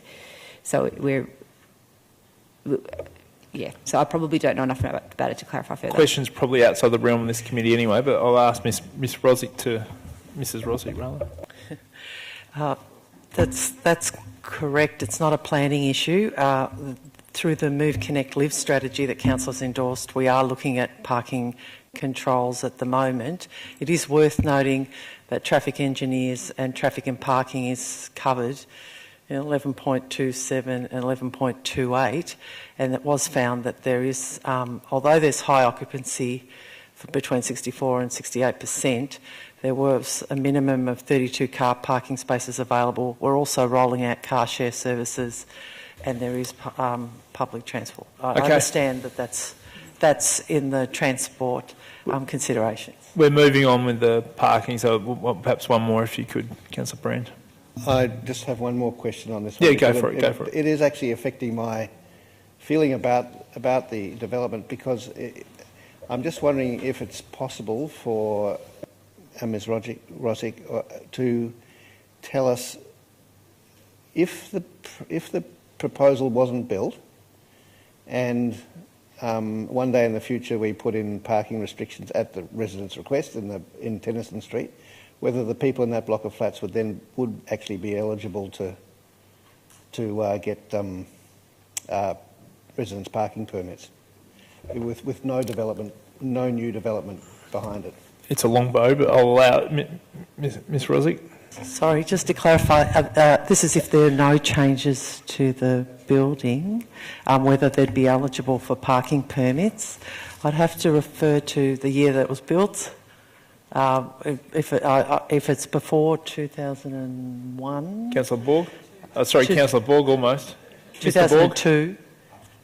Yeah, through you, Mr. Chairman, I would say if nothing happens on that site, that they were built prior to that, they're, from my recollection, circa 1960, 1970. So on that basis, they would be eligible for parking. Okay, thanks very much. Any further questions? Go for it, Councillor Crawford.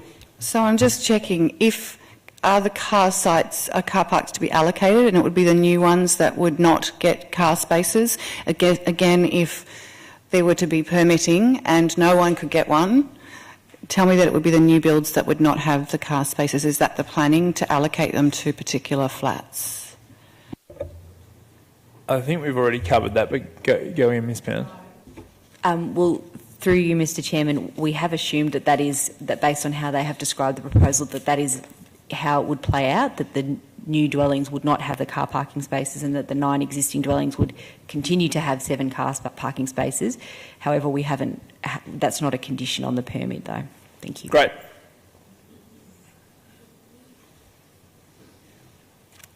Any further questions? Go for it, Councillor I'm really Brand. sorry to say. No, don't apologise. I just want to confirm that if this proposal goes ahead, the people who are living happily and innocently in the current building without, if the building didn't go ahead, one day when parking restrictions end up being put on Tennyson Street, they would get parking permits, but this new development would condemn all of them not to be able to get parking permits. Correct. Mr. Borg. Through you, Mr. Chairman, but based on current policy, that's how it would work. Now we are going through the new policy as Ms. Roderick has indicated, so that might change everything under the new strategy. So as it stands today, yes. Thanks, Mr. Borg. Councillors, any further questions? There's an officer's recommendation. Sorry, Mr. Chair, I did just have one more question. Please go ahead, Councillor Baxter. It's just, it's sort of stuck in my mind a little that there's currently no condition on. We haven't put a condition that would require the 2 new buildings to be refused a car spot in this. Is that possible to do through an amendment tonight? Through you, Mr. Chairman, it's certainly quite common that council does include conditions on its permits to specify how car parking is allocated. So from a planning perspective, it's certainly an acceptable condition if you were to move an inclusion.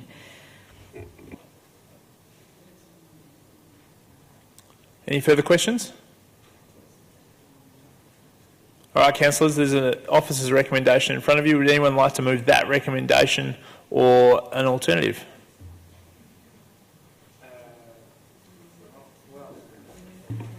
Mr. Chair, is it possible that we could seek advice from the officers about how I could move the officer's recommendation with an amendment including Well, is there a mover? that condition? It is possible. Just see if there's a mover.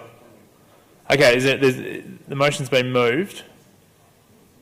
Well, there's nothing to stop you from doing it now, Councillor Baxter, if you wish, to approach an officer and ask them for advice privately. Is there a seconder? Okay, Councillor Crawford. Councillor Brand, I'll now invite you to speak to the officer's recommendation.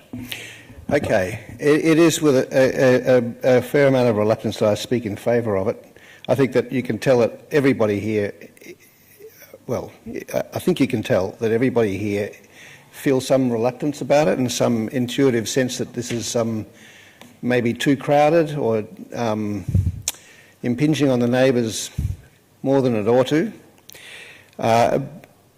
But the fact is this is developable land, and even if we were to, there's no way really, there's no basis to stop this land being developed. It's like if you live next door, it's akin to living next door to a vacant lot. Everybody would prefer the lot to stay vacant. Everybody that lives around it, it's not going to stay vacant. It doesn't have to stay vacant, and it's one of the things that one day somebody comes and builds on it, and it's really upsetting because it does, as people say, rob you of northern light and outlook and all sorts of things. But there's no way of denying that. What we could do is require, greater setbacks and improved development and design things and various issues, various things that we could do to enhance it or to restrict it or to confine it, but they are only playing at the margins. There's no way to stop the owner of this property wanting to develop that yard. There's just not a chance, even though we'd all prefer that it wasn't. So I'm afraid it's a matter of then looking at the rules that we have in place that actually suggest a sort of draw a line in the sand and say this would be too much of an impingement and this wouldn't be too much of an impingement. It is an artificial line, but it is one that we, by law in a democratic society, actually abide by as the starting point for a conversation. All of the amenities which are going to be affected by this development are all considered in Res Code, and they're all given a metric measure that can be stuck to. And this development is this design is an absolute masterclass in designing something which actually complies to the rules. Absolutely packs it in. It's clever, it's brilliant. I don't know whether it's clever cynical or clever creative, but it is really amazing how it actually does so much within the rules which are set and which this city basically sticks to, within the rules that have been put in place to protect all of those amenities that we all need: light, outlook, protection from overshadowing, protection from overlooking, protection from noise, all those sorts of things which are all in an urban context, always compromised, always difficult, but also part of the deal of living in a rich and dense city. So if we refuse it in any way, it's going to go straight to VCAT, who's going to say the same thing. I just can't find fault with it, except I am rather concerned about the parking situation. But it is ultimately, that is a question for the owner. It is unfortunately something which is the conditions that surround the lease of the renters.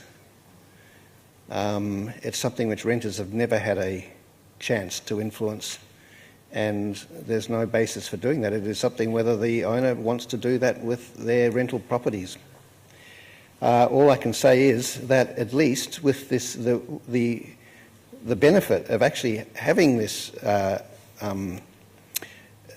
this development, which might deprive them of the possibility of getting a parking permit out the front in the street, is at least for the first time ever you would have fully accessible 7 parking spaces in the backyard. So at least it's the only way that everybody is going to get 7 parking spaces which are usable, and you'll be able to drive in forwards and come out backwards. Come out forwards as well. So it's a marginal benefit in the long run to everybody that it's done in terms of the parking.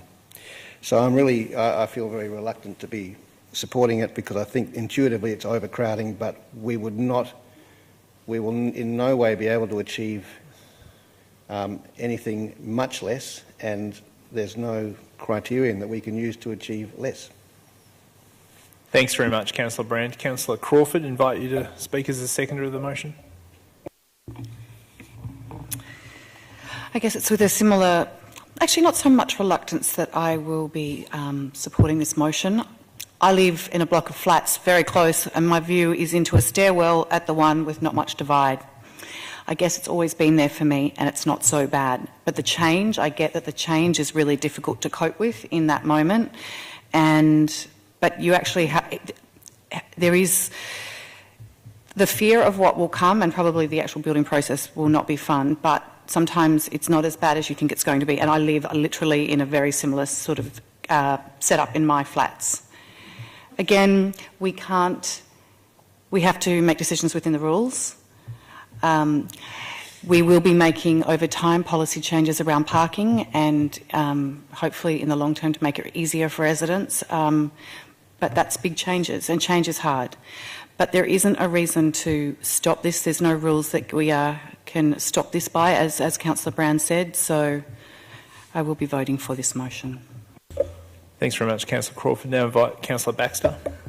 Just to update the gallery on my proposed amendment, I had a chat with Mr Borg, and so the advice of the officers, the reason why they didn't have that in the original motion was that because there was the singular owner, that they would, for us to designate car parks, the singular owner would have the ability to designate that themselves anyway, and that upon, if they had to go through a subdivision and sort all that stuff out themselves, they'd do that according to the way they wanted, and so we couldn't really make that happen.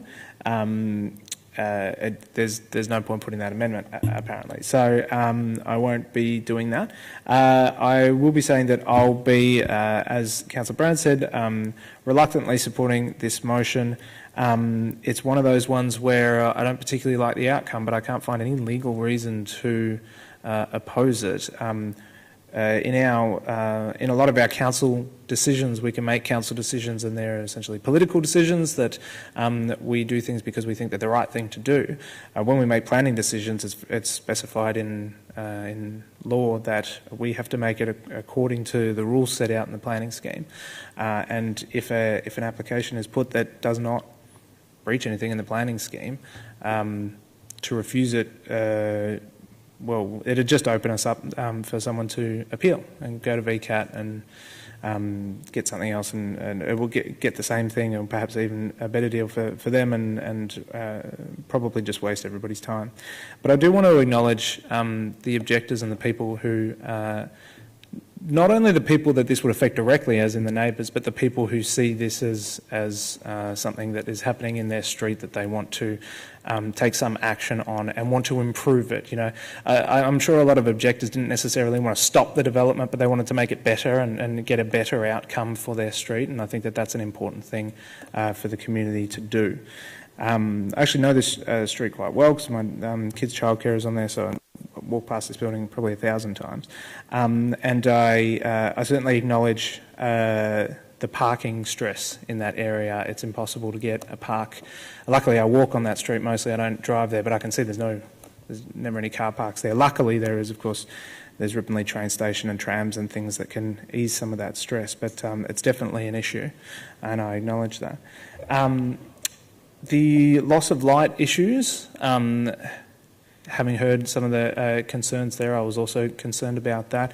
But it does seem as though the work has been done to really look at that, and that is meets the requirements. Even though some people may lose light, it still meets the requirements that we need it to meet. And the issues with the car stackers appear to have been looked at very thoroughly and are being taken care of. So again, I can't see any reason to actually knock this one back.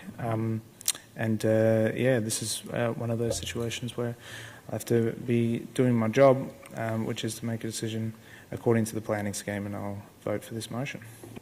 Thanks for the clarification of those comments, Councillor Baxter. Any further speakers to this motion? Go ahead, Councillor Bond. I'll have a go at making the case. This is a complete overdevelopment of the site. Any development that has to cram car stackers into the far reaches of the land on which it's proposing to be built, as this one does, where we've got car stackers right in the very back corners of both sides of the development, is clearly trying to do too much on a site that is unsuited for that purpose. I'm not a big fan of car stackers. They break down and they do make lots of noise, despite what people keep telling me. I constantly hear of people where I work being late for work because the car stacker was broken again and they had to call a mechanic in to try and free the cars, and all that sort of thing happens all the time. So I'm not a great fan of them. The fact that the only way you can achieve your aims on this site is by putting car stackers into the very far reaches where cars will be lifted up and over the fence line just says you're trying to do too much. So I tend to vote against this on the grounds that it's a complete overdevelopment of the site. Thanks, Councillor Bond. Councillor Brown, I invite you as the mover of the motion to close, if you wish. I think we all feel it's at least slightly overdeveloped, but I would say a complete overdevelopment is not an accurate description. It is a development absolutely within the rules, and the rules are there to protect us from overdevelopment. The parking situation with the car stackers, it is artificial. It is clever artificial. It is actually going to improve the parking for everybody in this block of flats. It's a small benefit, but it's a benefit. I do feel particularly sorry for the resident to the south of it, whose almost north-facing windows will be affected. I think they'll be the one that's affected worse. But according to Res Code, which is the measure that we have to go on, there is a modicum of protection of their light and air and outlook. And you'll note that every other building around the site, including the one on the site, is built in a way which is much ruder than this one. They're all, I think, non-compliant to Res Code. And I'm not even sure that the one to the south is built to Res Code. It probably is. But anyway, everybody living in that area is living in non-Res Code compliant buildings, and this one is, maybe the first bit that is really done to complying to the boundaries of what is deemed. It meticulously sticks to what is deemed to be adequate amenity. And that's what we're sort of stuck with, and I feel rather sorry that I'm not being more idealistic than that, but more idealistic is not realistic in this case. So that's where we are, and that's why I'm moving this motion.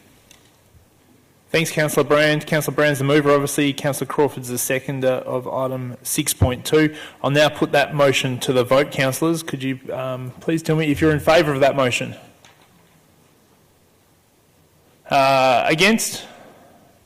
Declared that carried. Division required. Councillor Bonds called a division. I just ask you to vote again if you are in favour of the motion. Councillors Brand, Baxter, Crawford, Voss. Those against? Councillors Pearl and Bond.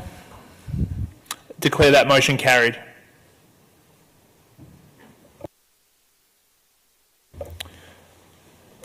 Thank you, everybody, for coming. We'll just keep going if that's okay. I think, Mr. Chair, go for it. Request that we break for 5 minutes. We'll break for 5 minutes then. We'll come back here at 8:25. All right, ladies and gentlemen, thank you, solid citizens, for waiting this long. We very much appreciate it. We now move, Councillor, to item 6.3, 5 Little Grey Street, St Kilda. We have 7 people that have requested to speak to this item from the public. I'll just remind you, if possible, if you keep your questions and comments to 3 minutes, that would be fantastic. I now call upon Stephen Watts to come forward to the table. Stephen, if you could just press the button there and state your name and the suburb. Thank you, Mr Chair. Stephen Watts from St Kilda. I'm pleased to see that this has been modified, but only in one capacity, and that's with the on-site management plan. Otherwise, we've made representations previously, and otherwise this remains as it was. I think the building remains as it was. So just quickly, trying to get through this in 3 minutes. The issue is that this is a rather notorious site. It has had major problems for the community over the last 3 or 4 years. Prior to that, not so much, and part of that was because it did, I think, have on-site management. We maintain objections on the basis as previously, and that is that we need on-site management. On-site management plan is a great development. It is positive, but we don't think that will... I should say I represent the Owners Corporation for the Regal, 149 Fitzroy Street. So we don't think that will affect the premises sufficiently to maintain the amenity of that building for the residents who live around it, which is both the residents in Delegated Street and in the Majestic, and very importantly, the building on Fitzroy Street, which is the back of our building. So the issue is on-site management needs to maintain the serenity, if you like, or the amenity of the building. Housing First, or Port Phillip Housing previously, has not been great at doing that. The second thing is the construction of the building itself. The elevated walkways create a very noisy environment. They run the full length of that building across 12 apartments on 3 levels, or 2 elevated and 1 on ground level, and that is necessarily going to be noisy. Remarkably, Fitzroy Street's noisy, Little Grey Street is very quiet. Any sound travels dramatically around that area and affects the amenity of the residents in that area. It's quite remarkable. And it's very important, if you live on Fitzroy Street, to be able to open your windows and not have a lot of noise at the back of the apartment. The issue of the residents being 55 plus women is well, it was a slightly sexist sort of concept, but it doesn't mean that there won't be 75-year-old women. It doesn't mean that there won't be partners of 55 plus women. It doesn't mean that 55 plus women don't have children. So it's not clear exactly what specifying that group, which is not a part of the planning permit, will actually achieve. If it is to achieve anything, it should be entrenched in the planning conditions. Overall, we don't think that this is the right approach. We think we need more control. On-site management is not enough. We need to do this properly and ensure that the residents of the building, the 5 Little Grey Street, who are very important and that's need 3 housing, minutes, if you yes, conclude. and the surrounding residents can live in an acceptable contiguity, and we think that at present that is not going to be achieved. Thanks very much, Mr Watts. Thank you. Brenda Forbath, please.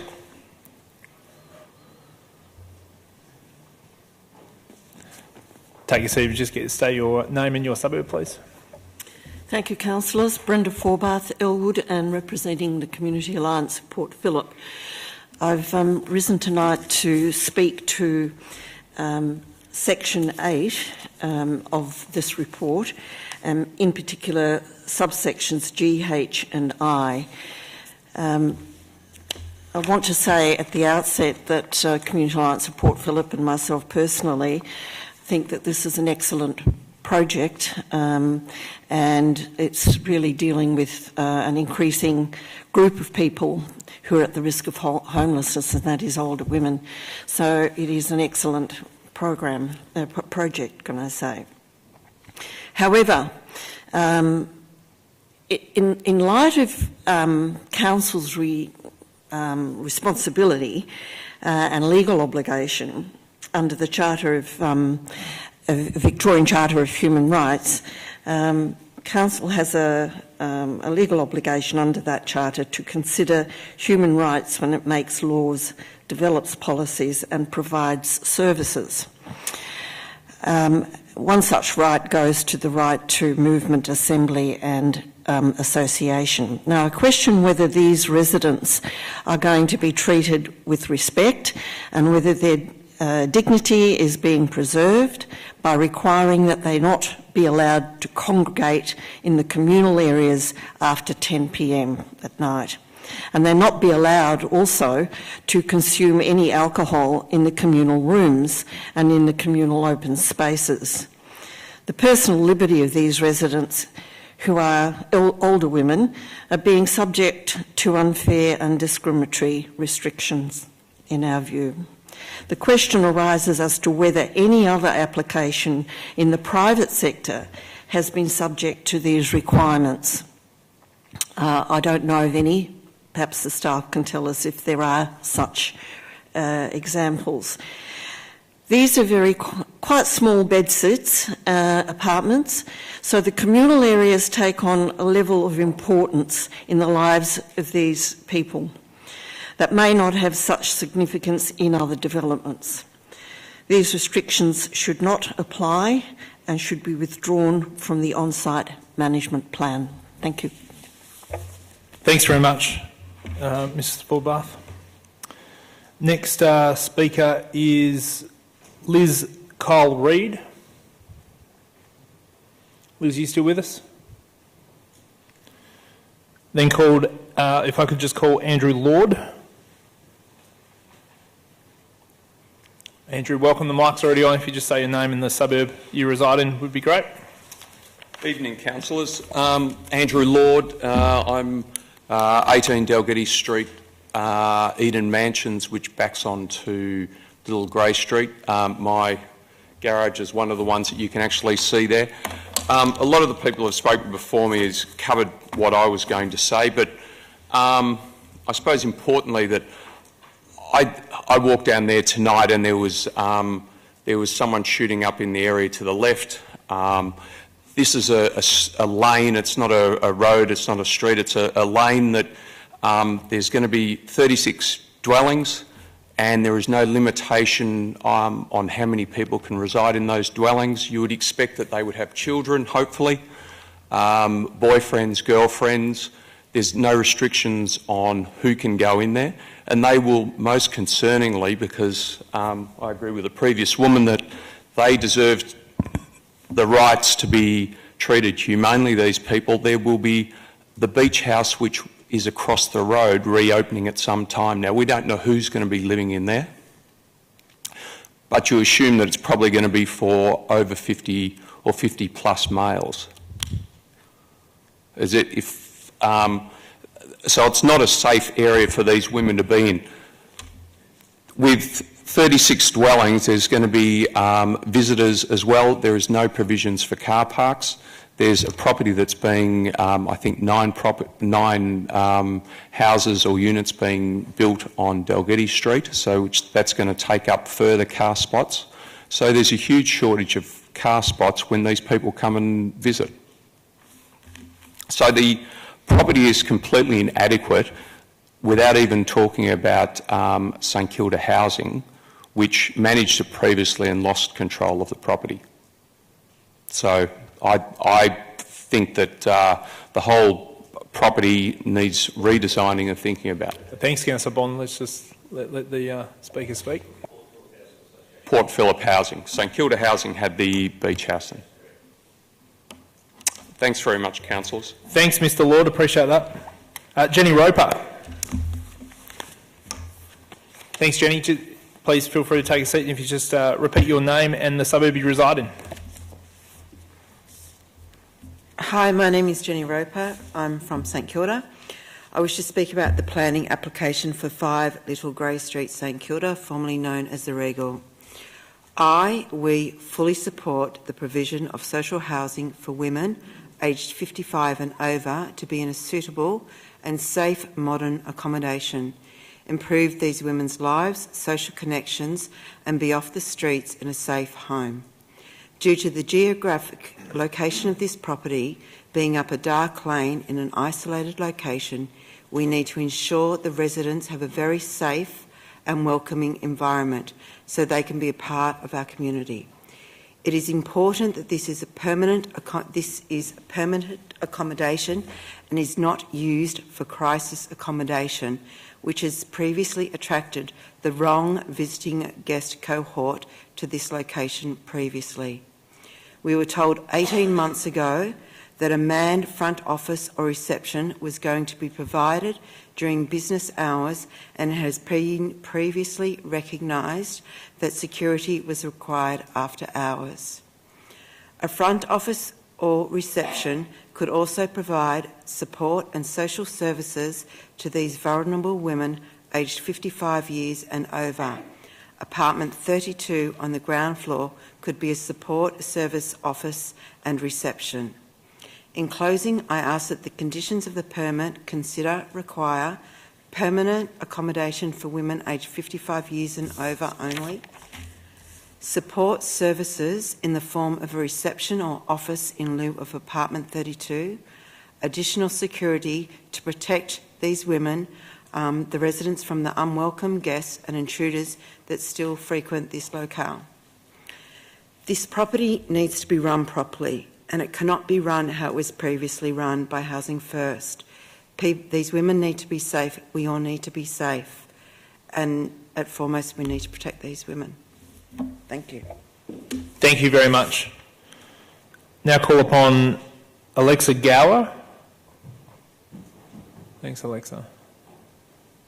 Please take a seat, and if you just repeat your name and the suburb you reside in. Alexa from St Kilda. I'm a resident that looks in the Majestic, which looks directly into the 5 Little Grey Street. I'm also a member of the Owners Corporation for the Majestic, and I'm also a housing researcher and architect at RMIT. Firstly, I'd like to thank Housing First for their attention to privacy and screening in this new application, and re-emphasise this is a priority as we have bedrooms, living rooms and private open space within the Majestic that look directly, and we also look directly into 5 Little Grey Street, and we've had multiple instances of stalking and intimidation between residents in the past. Secondly, I'd like to address Section 8 as well, the management of units and a request for a night manager as a DA condition. So my first and foremost concern is the amenity that these residents will have in 5 Little Grey Street as making themselves a secure home. So while nightly people in Majestics had to deal with the noise and the disturbances, including a murder, we also saw that the residents themselves, they lived directly with these instances for people threatening them physically for them to be let in. So these are the people that we're concerned about and the sort of home that there is being made in this place. In the report to the Planning Committee, Michael states that of 28 Wellington Street as a precedent where Council decided against including a night manager. However, I'd argue that this is a more extreme case.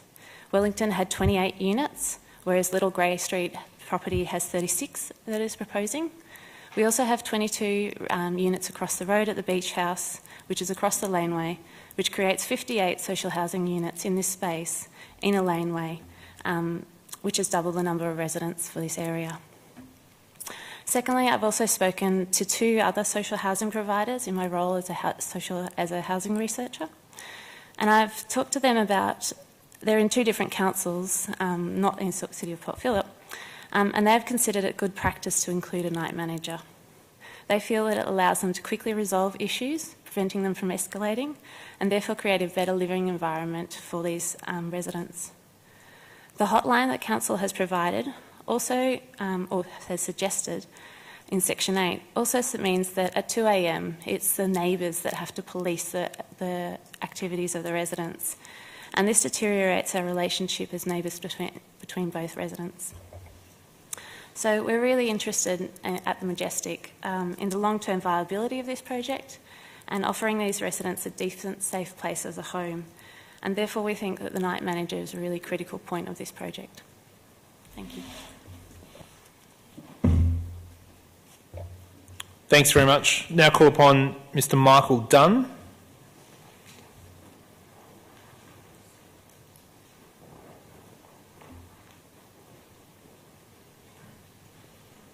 Thanks, gentlemen. If you just both say your name and you're obviously representing the applicants of the firms that you're representing here this evening. Good evening. I'm Clive Bowden from Housing First, representing the applicant. Good evening, Michael Dunn, Metropole Planning, Town Planning Consultant. Great. Go ahead, gentlemen. Firstly, I'd like to acknowledge the councillors, its mayor and the officers for their consideration tonight and ongoing support of the Port Phillip Housing Trust. This proposal will transform substandard shared accommodation into 36 self-contained studios to house one of the most in-need client groups in Melbourne, single women over 55. It will replace existing poured share facilities and bedrooms to provide a high standard of internal amenity that achieves the silver level category under the Livable Housing Australia design standards, as well as meeting the applicable design guidelines set by the DHHS. This includes providing apartments with dual aspects and good cross-ventilation. This proposal acknowledges the history and seeks to reinvent the property into a positive part of the community by moving towards the other end of the spectrum of what once was previously provided. There will be less people living on site, a reduction of 13, providing more manageable numbers. All homes will be self-contained, giving residents a greater sense of home and self-sufficiency that will result in independent living and residents who look after their homes. Security issues are addressed with a more secure entrance and CCTV on site that will assist in its ongoing management, and the design improves the setback distance from the neighbouring property and addresses previous overlooking issues that will result in a better built form outcome. However, Housing First is concerned with some of the planning conditions included in part of this report, such as the restriction on the consumption of alcohol being over and above what council would generally apply to any other private rented dwelling. This creates segregation in identification of community housing tenants for no other reason than that of being a community housing tenant. It is an unreasonable breach of personal liberties to say, for example, you cannot enjoy a glass of wine with a barbecue in the garden. And also the appropriateness of a Section 173 agreement as part of the planning conditions, given that the property resides in the Port Phillip Housing Trust. The trust deed mandates our function to provide social housing for residents of the City of Port Phillip, and a Section 173 agreement would restrict the future flexibility to grow the trust for its purposes. It's kindly requested that Council reconsider these conditions. Housing First is committed to providing intensive housing management and working with neighbours to address any concerns. Housing First's aim is to create a place and sense of home within the existing community and a place where residents love to live, and in turn will love to look after their homes. This proposal not only provides dramatic improvement to the built form outcome, but will provide 36 homes for a client group identified as those most in need.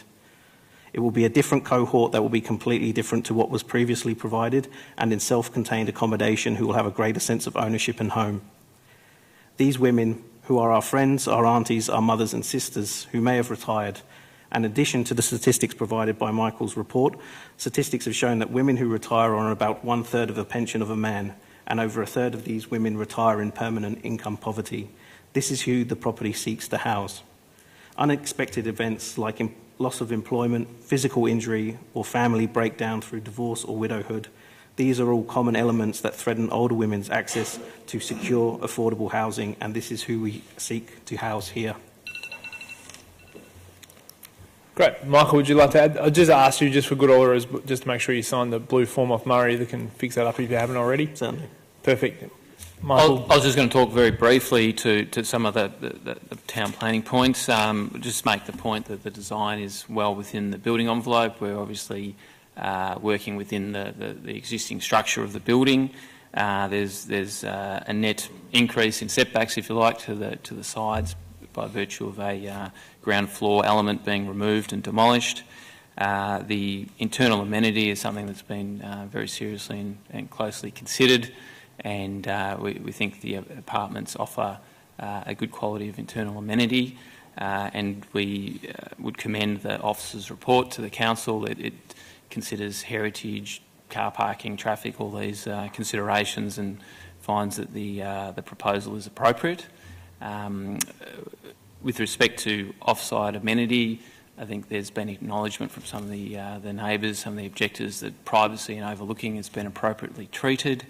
In terms of noise impacts, there's been an issue made about congregation of residents on the walkways. They're 1.6 metres wide. They're not congregation spaces. They're really movement corridors on the raised walkways. So we'd commend the officer's recommendations to the council. Thanks, gentlemen. Councillors, would you like to ask any questions of the applicants? Councillor Voss, go ahead. Thank you, Councillor Pearl. I'd just like to clarify who will be living in this development. You've mentioned women over 55, but will it be their families? Will it be their children with them? Will it be their partners? What is the intention, and can you sort of back that up? Through you, Mr Chairman, the intended residents and cohort for this will be single women over 55s. So I think to clarify, if there's a single woman perhaps with a 16-year-old daughter, will the 16-year-old daughter be allowed to live there as well? No, they're studios through you, Mr Chairman, they're studios by very nature, so they only are permissible for one habitable occupant and therefore suitable for single women only. Thanks. Councillor Voss? Yes, I was just going to say, so the size of the apartment, you really couldn't have anyone else in it but one person living comfortably. That's, yep. Yes, through you, Mr Chairman, with the exception of visitors who can come and go, as any other normal standard private apartment, but the unit really only caters for a single individual. Councillor Baxter. Thank you, Mr Chair. My question, I'm sort of taking up the question of Ms Forbath with regards to the 8 G, H and I about the communal areas and drinking.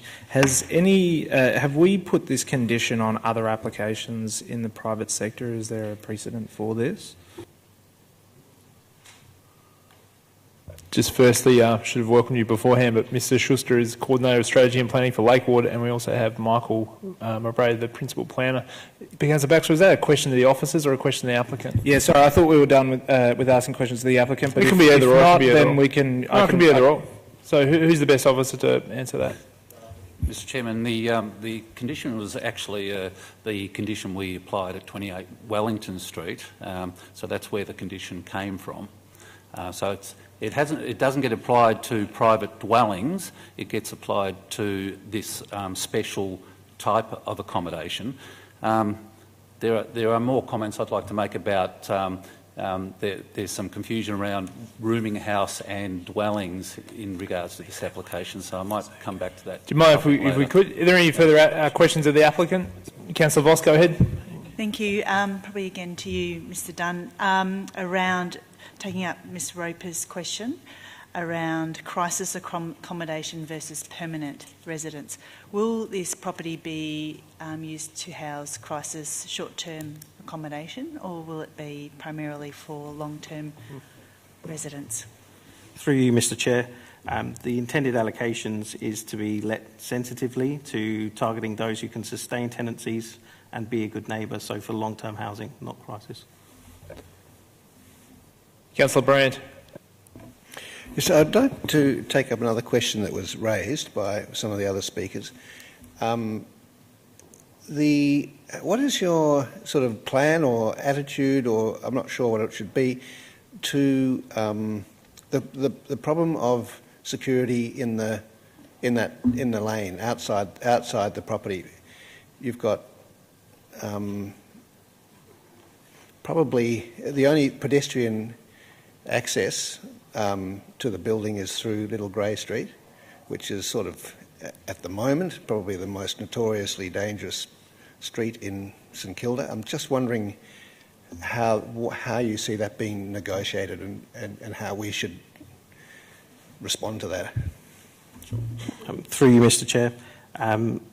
Largely, things outside of the site boundaries fall outside the control of Housing First, but in previous examples we've worked very closely with the local police to help mitigate any problems that may arise.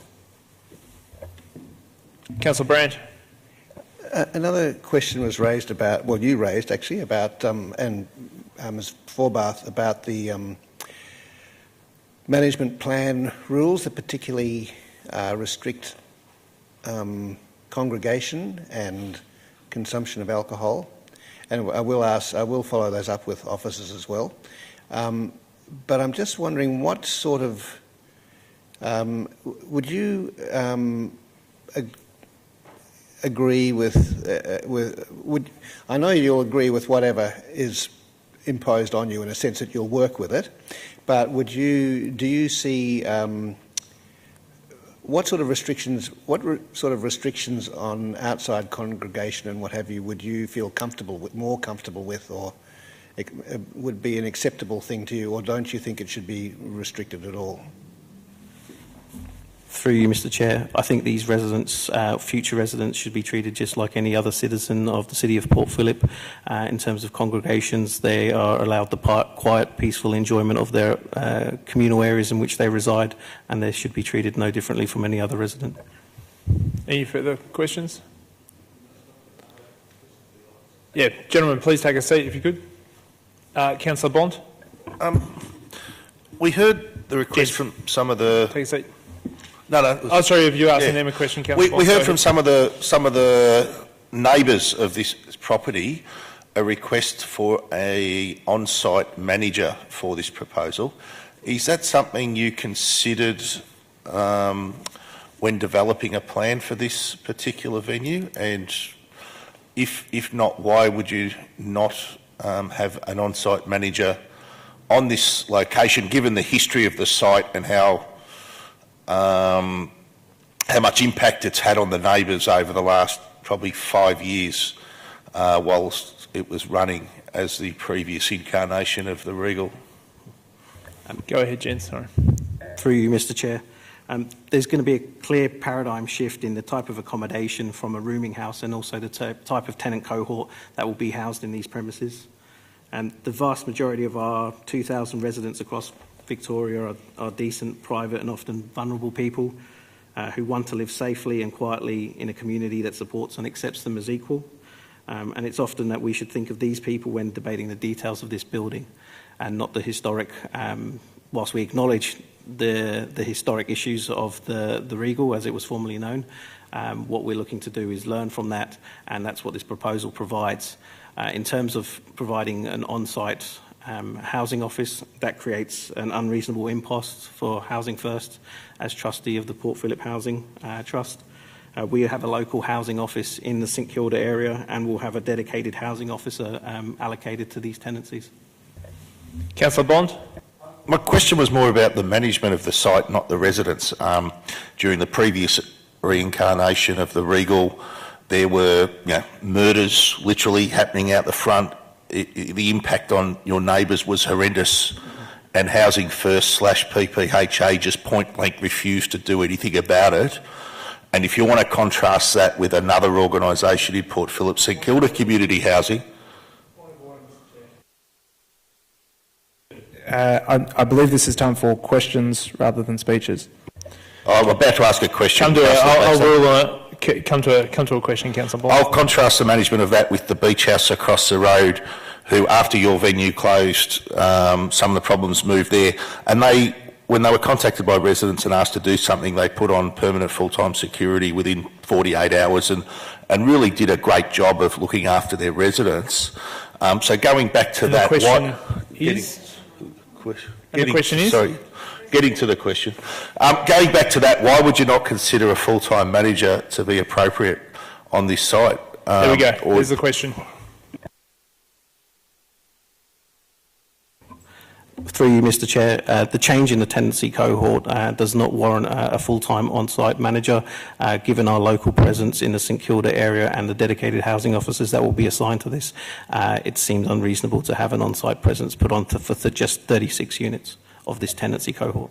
Go ahead, Councillor Bond. How far away, if there's an issue, how far away will be the nearest Port Phillip Housing Association person who could respond to the concerns of your neighbours should they use that hotline? How long would it take someone to get there?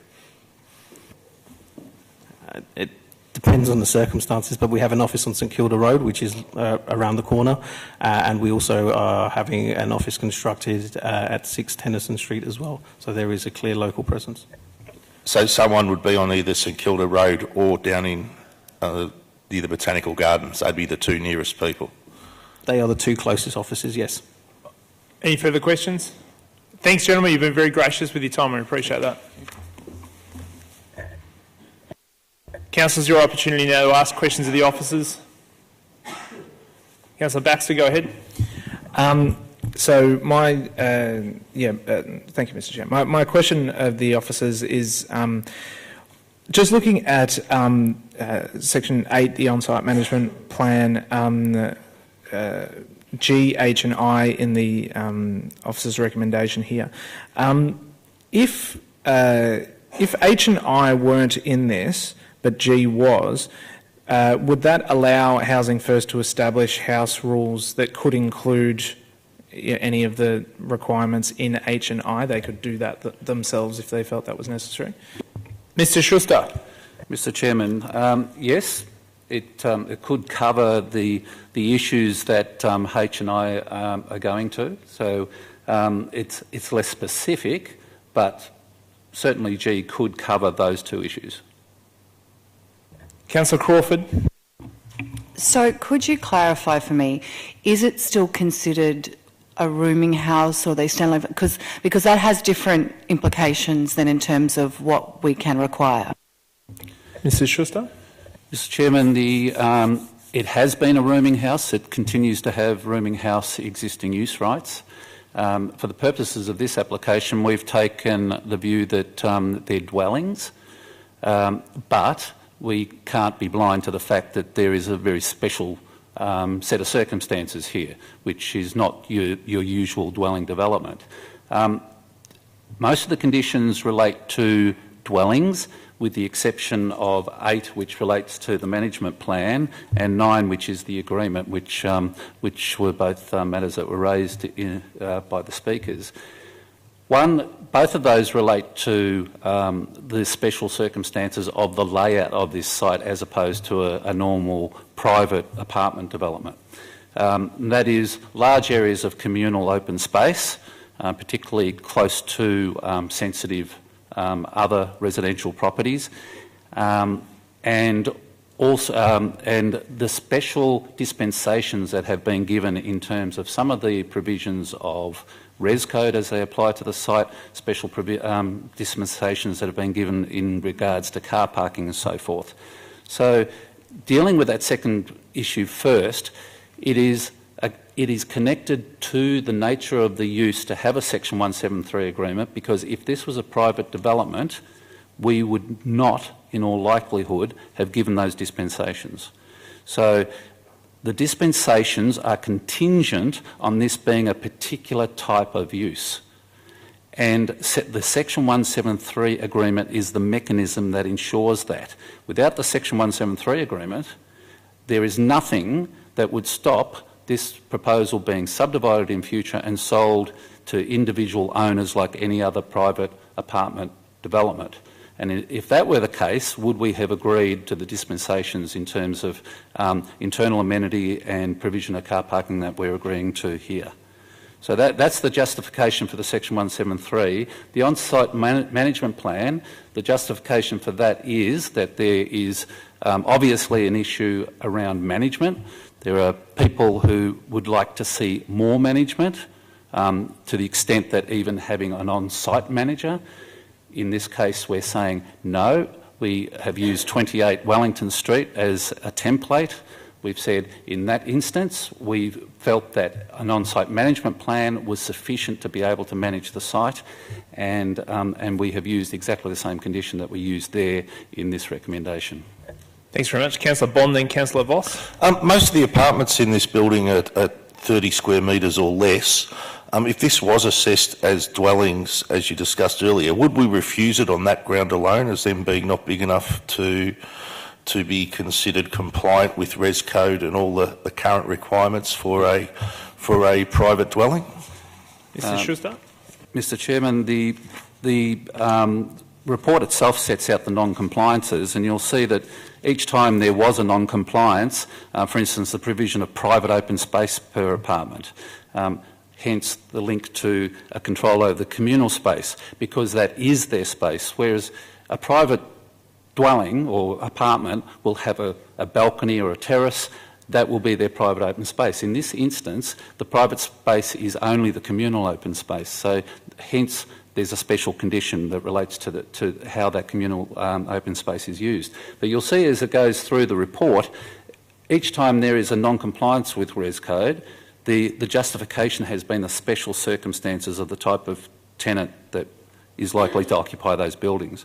And if this was a private development, we wouldn't have that special circumstance and would be unlikely to allow it. Thank you. Councillor Voss. Thank you. Mr Schuster, I just wanted to clarify what it would be the process should a permit need to be changed or request to be changed or altered down the track, say to add something, let's say to the management plan, such as a night manager, or removal of something like, say, H&I in Condition 8. How does that process sort of start? If you can just outline how difficult that is or how easy it is. Mr Schuster. Mr Chairman, can I ask the question, are you talking about an amendment to the recommendation or are you talking about sometime down the track? Down the track. Down the track.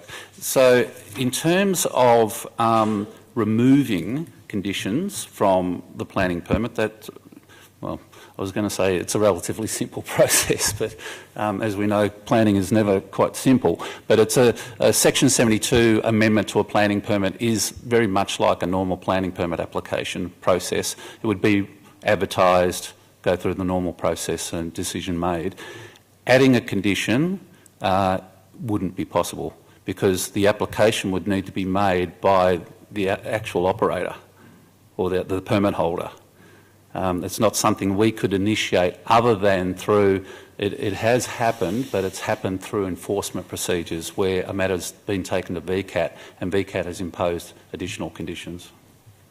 Thanks, Councillor Baxter. Then we'll go back to Councillor Bond. Thanks, Mr Chair. Just a question of clarification for Mr Schuster. You mentioned that the Section 173 agreement is the only mechanism that would stop the sale of these properties onto the private market. Isn't this property within the Port Phillip Housing Trust, which would also prevent that? Mr Chairman, we don't control the ownership of the building from a planning perspective, so we look at this as a piece of land in perpetuity. Things can change, we don't know, but we know that the only protection we have as a planning mechanism is to ensure that the use is put to the use that we've been told it will be put to, is by way of some form of condition. Thanks very much, Councillor Bond. The difference between this the previous incarnation of the Regal and this current one with regard to the management plan, if the behaviour of the previous residents was repeated here, what actions would this management plan allow us to take from a management and an enforcement point of view should we have the need to do so? Mr Schuster.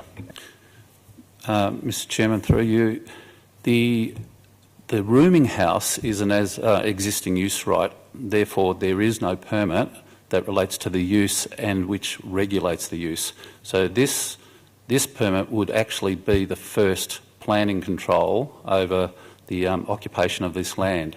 So the conditions that we've proposed in terms of management plans and so forth are enforceable through the Planning Act. Therefore, planning compliance can be taken where previously no planning compliance action could be taken. Thanks, Mr Schuster. Councillor Crawford and then Councillor Brandt.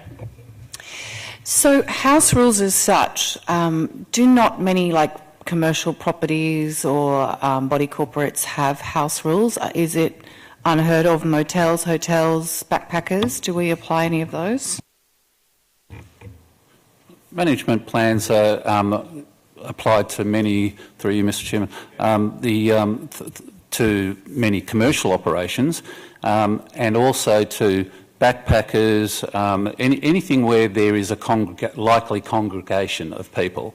The reason they're not applied to private accommodation is that obviously you can have a party, you can have people around to your house, but the design and the format of the layout is not designed to bring people together into a communal space where there may be off-site impacts, amenity impacts. Follow-up, Councillor Crawford. So I'm just going to clarify. So the reason for the non-consumption of alcohol, or the idea of after a certain time the communal room not to be used, is more that it's just not a good outcome for like the people living in close proximity. Is essentially because they don't have their normal living rooms that they can do in it. It's like you were staying there. It's a shared space, so there needs to be some kind of understanding of how that space will operate, so that everyone gets a good night's sleep or can live together. Yeah, Mr. Chairman, that's right. I mean, if the individual apartments, as you've heard, are quite small, they don't have outdoor space. So, in effect, people are forced to use the communal space. Then the question is, well, what's a reasonable thing when the activity in that communal space could potentially have an adverse amenity impact on the people who are neighbouring that site?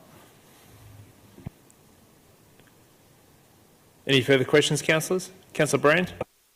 Yes, just following on from that, are there any analogies with the actual private residence, like on rooftops or noise from balconies? That is there any way that, I'm just taking up Ms. Forbath's question, is there any analogy on private residential activity in terms of times or restrictions like we're sort of proposing here?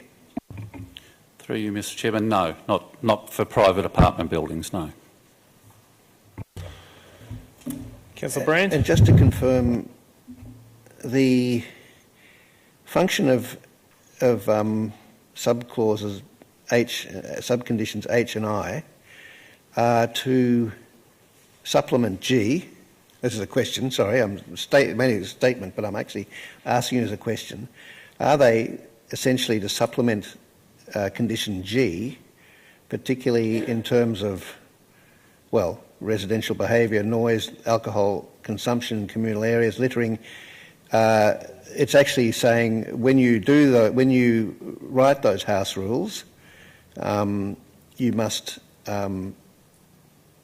say that you prevent congregation of residents after 10 p.m. and prevent alcohol consumption. They're sort of things that we're actually telling them to make their house rules. But essentially, the establishment of house rules is in that section G, and H and I are sort of just supplementary things to it. Mr. Schuster. Mr. Chairman, that's correct. There's G is generic and H and I are very specific. So in answer to the earlier question, you could make it more generic by including it in G rather than being specific. That's a decision you can make. And can I ask you, with the house rules, to whose satisfaction are they made, and who is consulted in terms of follow-up on how well they're working? So in the first question, it's to the satisfaction of the responsible authority, which is the planning officer in this case, and their operation is how are they followed up is if we hear that there are problems, this is a mechanism we go back to. Councillor Bond? Just going back to Councillor Brand comment about putting these sorts of rules onto other residents. I have a recollection of a place in Waterloo Crescent from about 5 years ago where we put similar type rules governing the rear balcony that was overlooking other houses on the other side of Waterloo Crescent, further around the loop. I'm not sure if you were the officer involved in that, but if yourself or Mr. Borg, it would have been one of the two of you, maybe. You don't have a recollection of that? Your mic wasn't on. The answer to that was no. Any further questions? All right, had a good run of that, councillors. Councillor Bonds, would you like to move the officer's recommendation on alternative? I'd like to move an alternate motion. Okay. So it is the officer's original motion with the inclusion under item 3.2 part 1C, the addition of the wording and a 1.7 metre high solid screen at the north-west end of each walkway. Okay. And then again, point 3, the addition of a condition E, a 1.7 metre high solid screen at the northwest end of each walkway.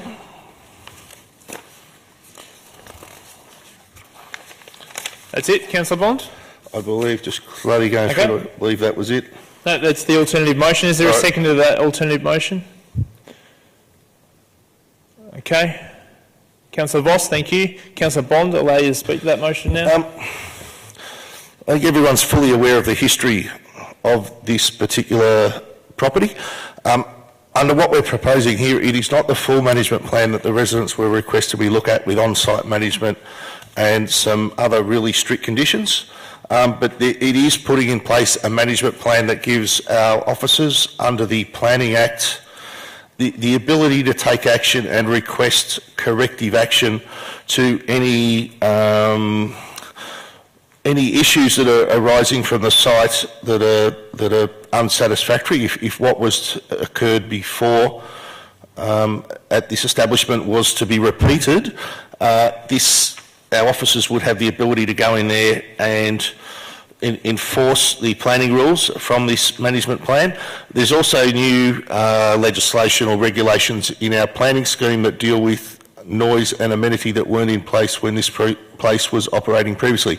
So there's a couple of different options available to council to ensure that the behaviour and the actions and the impact on the neighbours of what is occurring in this particular residence isn't what happens previously. And I'm sure given what happened previously, the new managers or the managers with the revised management plan will ensure that what occurs here is nothing like what happened there previously. Therefore, I recommend the officers' recommendation with one small amendment to take into account feedback we received from one of the residents at the consultation we had, who lives in the Regal at the front, who was felt she would be impacted by the walkways, the communal walkways out the front. So we've put up a screen to provide a little bit of protection for that neighbour from the Regal at the front on Fitzroy Street to what is likely to occur on the walkways there. So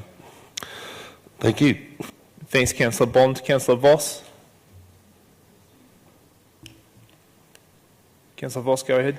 Thank you. I am supporting and seconding Councillor Bond's motion. It's largely the officer's recommendation with a couple of additions, as we've just heard. I really happy to see this social housing development come to life again. And specifically for women over 55, we know that this is the fastest growing rate of homelessness, certainly in Australia, and they definitely deserve a decent and safe home to live in, and hopefully they're going to love living in Little Grey Street. This is a development that was 49 apartments that has been reduced by 13 to 36, so I think it's a much sort of better fit for the environment. I'm going to address the site management plan. I am comfortable with putting these restrictions in place, although I've heard some of the concerns from the people that have spoken today. And the reason why I am comfortable with it is because the community have had a deep concern, and Housing First needs to rebuild the trust and confidence within the community. This is really not about the residents, it's actually about the organisation that is responsible for that. And I do think they can do that. It outlines how they can do that, and I am sure in a couple of years' time that they can have these restrictions, these on the permit and on this property removed. So I am very comfortable in recommending in supporting this motion. I'm also comfortable that it's not a crisis accommodation, which has caused a lot of issues in the past. It's going to be for permanent women that are going to live there permanently, and we've heard from Mr Dunn today that they will be supported in any issue that they find themselves in as quick as possible. So we'll be holding Housing First to account there. Thank you. Thanks, Councillor Voss. Councillor Brand.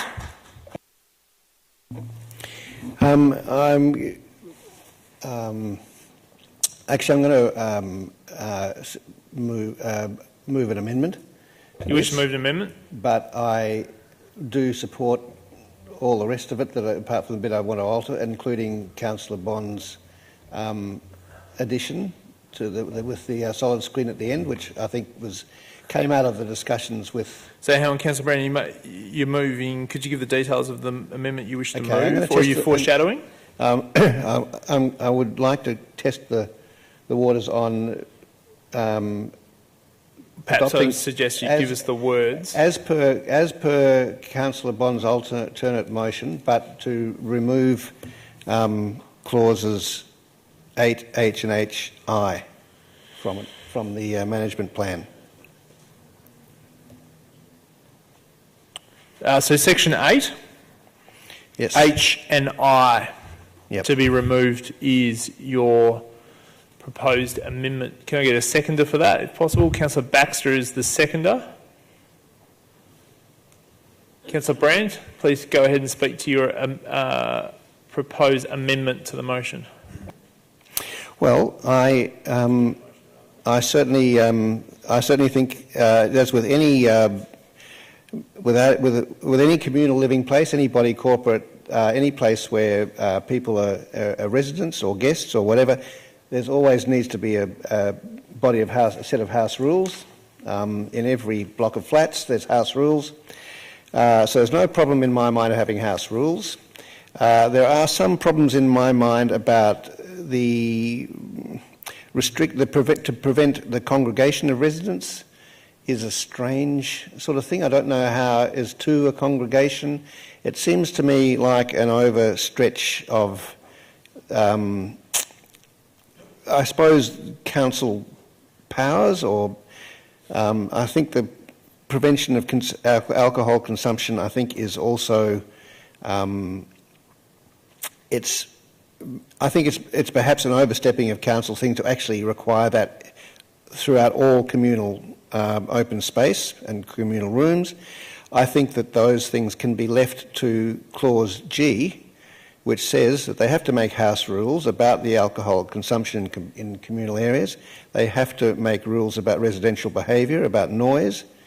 So they will be responsible for making those decisions and making house rules, not having no rules. They will need to make house rules to council satisfaction.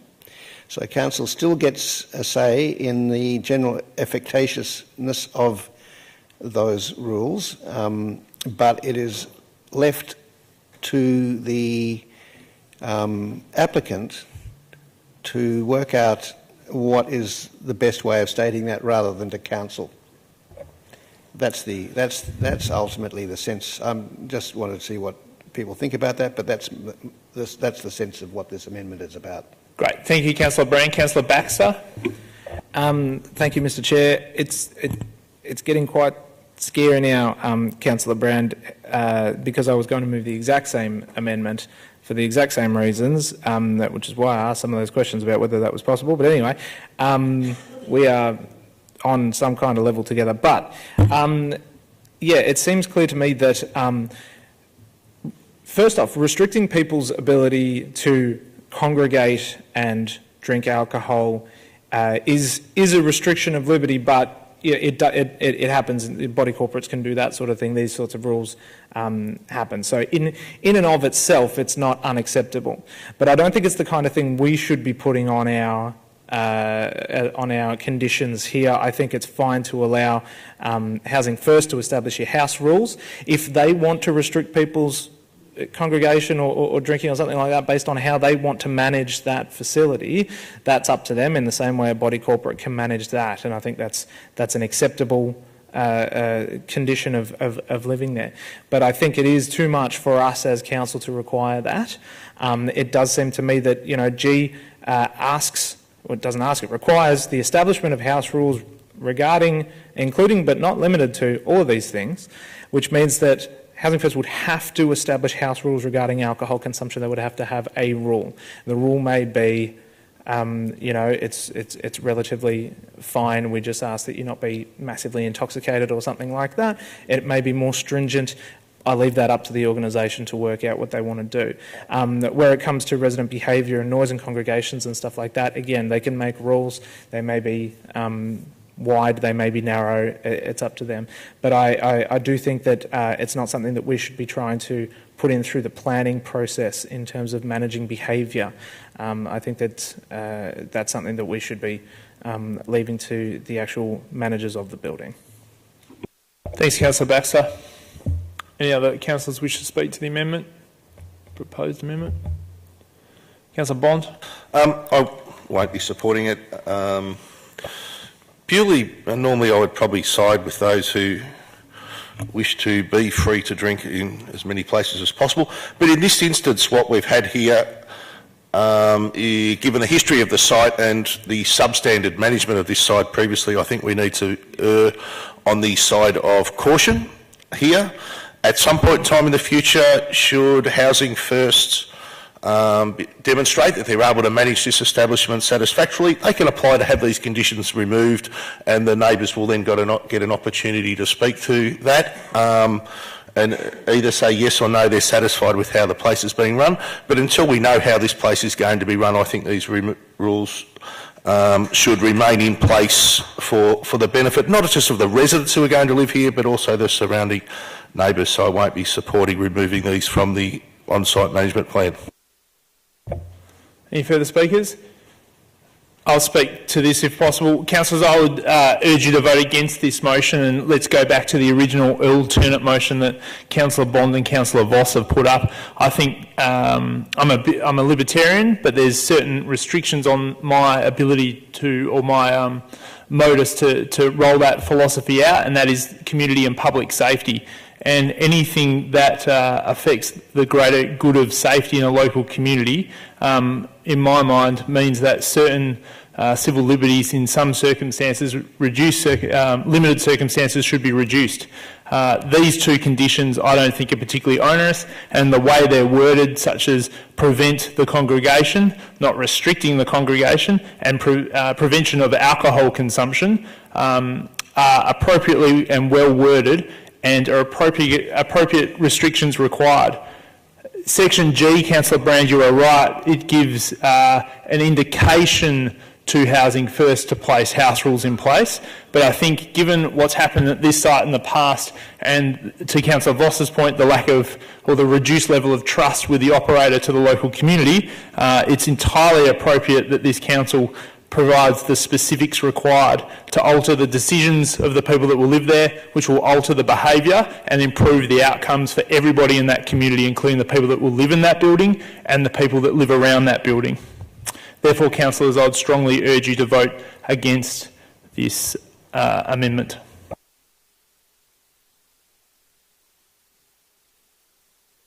I'll put the amendment to councillors. All those in favour?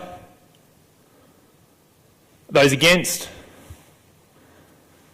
That's tied under, what is it, 19F. I get the deciding vote as chair. Given this is an amendment, usually what I would do is go with the officer's recommendation. Given this is not included in the office, or it goes against the officer's recommendation, I will vote against that motion. So therefore the proposed amendment has failed. Okay, no one's called a division, so we'll go to the substantive alternate motion. Just wait for the screen to be adjusted. Any further speakers to the alternate motion? Go ahead, Councillor Crawford, and we'll go to Councillor Baxter. Look, I'm glad we're getting more social housing back up and running in the neighbourhood. It is desperately needed. I just wanted to comment on the amendment debate, and not the amendment debate, but the discussion around GH&I. I live in a very small apartment block, and there's lots of single women. And you know what? In some ways, I would love if we actually had rules in the body corporate to stop certain behaviours. So, although perhaps not ideal, I don't think that all of these are too restrictive. I mean, if people started having parties in our common area after 10 o'clock at night, I would want this restriction, because it's just not possible when you live closely together in very small apartments. We had a guy that decided to move his lounge out into the common area and smoke all day, so we have no smoking as a part of those rules now. So I understand there is concern around it, but it happens day to day in most body corporates anyway, because it's a requirement of living in close proximity to people you don't know and not necessarily related to, and you have to make adjustments, and there needs to be rules. I wish we had more of these, but so I don't think they will actually be as onerous as you think. I think it allows for respect for the other people that you live with, and there are ways to still enjoy yourself and go out and have a drink, not necessarily, after 10 o'clock at night in one's apartment. Thanks, Councillor Crawford. Councillor Baxter. Thank you, Mr. Chair. Look, I'll be supporting the overall motion. I'm obviously unhappy about the continued inclusion of those two sections I try to remove. I would much rather they're out of there, but I can't amend it, and I won't reject the application entirely. I'm obviously quite happy to see social housing, as Councillor Crawford said, sort of get back some of the social housing. Obviously, we have lost some accommodation for vulnerable people. This is a trend that has continued throughout our municipality as a number of different factors, cost, public opinion, and decisions by the state and other sorts of things have led to a progressive loss of social housing crisis accommodation and some of the wraparound services as well. So this is a continued problem. It is good that we will be able to house women over 55 in this place, but the crisis accommodation that has been lost isn't being replaced, and people in crisis and people who need help desperately aren't being housed, or they're being housed to a lesser degree as we continue this trend. So I'm very glad to see this coming back on track. I'm very glad to support Housing First in their mission to house people who need housing, but I'm continually worried about vulnerable people getting pushed out of our municipality by a number of different factors. Thanks, Councillor Baxter. Councillor Brand. I agree with everything that Councillor Baxter just said, and I was going to say it myself. So that's my preamble. This has never happened before. But just on a very minor point, the addition of 1 point, whatever it was, that Councillor Bond added to the officer thing, I support that. That was something that came out of the consultation meeting with the surrounding residents and objectors and the proponents that we had, which was, I thought, quite a good meeting. And it's something which was asked for. Most of the objectors to this are actually in the Regal building in front of it, between this and Fitzroy Street, and so there is something about that particular corner which allows noise and disamenity to creep around the corner. I think that's entirely good. I just want to speak a bit more broadly, though. I think I'm really, really happy that we are getting this redevelopment of this social housing establishment. It was, I can't remember when it was done, but it was done about 20 years ago. A really, really innovative thing for its time. The Regal Hotel, which was an informal social housing almost. I don't exactly know how it worked, but it got subdivided into a really clever development that actually sold off the front parts of the building to people who wanted to pay a lot of money to live above Fitzroy Street, which cross-subsidised the ability to redevelop the back part of the building into social housing, into a rooming house, a pretty well-designed rooming house for the time. And it was really a clever way of allowing the gentrification of St Kilda to cross-subsidise the ability to keep vulnerable people in difficult circumstances who lived in St Kilda before to stay there. And it was, you know, a really, really fantastic idea. And it has been a fantastic rooming house for a long time. I don't know whether time's caught up with it or it changed its character. I don't know what happened historically. It's obviously been the scene of a very dysfunctional situation in the last few years, no doubt about that. And so it's really good to see it revived and not replaced with something which didn't relate to that. I'm so pleased that it is still a social housing place essentially for, at least in large part, people in St Kilda who find it hard to stay in St Kilda because of their circumstances and the times, and it is great. Really, really fantastic. I think the design of it is clever, taking a building which was designed as something completely different and managing to craft it into a completely different format using the same structure as the building. That's clever, that's efficient, that's doing it well. The walkways, I suppose, are likely to cause the people in the Majestic a little bit more disamenity than they might have had before, with a bit more noise and what have you, and potentially overlooking.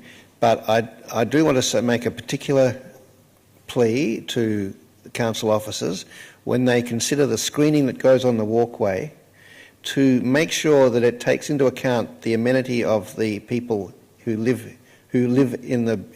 are the residents there and who use the walkways every day. I want that screening to be able to allow light and sun into their lives, at the same time just protecting against the horizontal views that the people in the Majestic would prefer to have screened, but not to do anything more than that. I want those walkways to be sunny and lovely and not completely sort of enclosed. And I think that's possible with good design. The design of this building is good. The design of how they've done the facade, the frontage onto Little Grey Street is great. It's a really, I think, interesting and good-looking building that has a really deep regard for the heritage and the architectural traditions of our lanes. I think that's done really well. Everything about it is done well. You know, I don't agree on one or two minor points here and there, but I think overall this is something to be celebrated and certainly at this stage voted for. Thanks, Councillor Brand. Councillor Bond, would you like to close?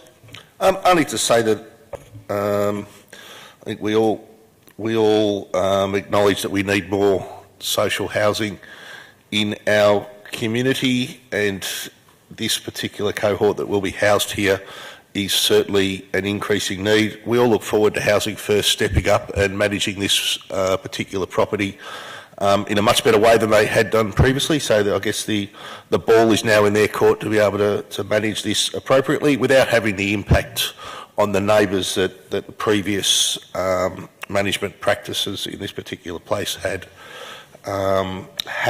on the surrounding neighbourhood. So challenge to them to step up and make an effort in this particular location. You've got your permit, so now it's over to you to manage it.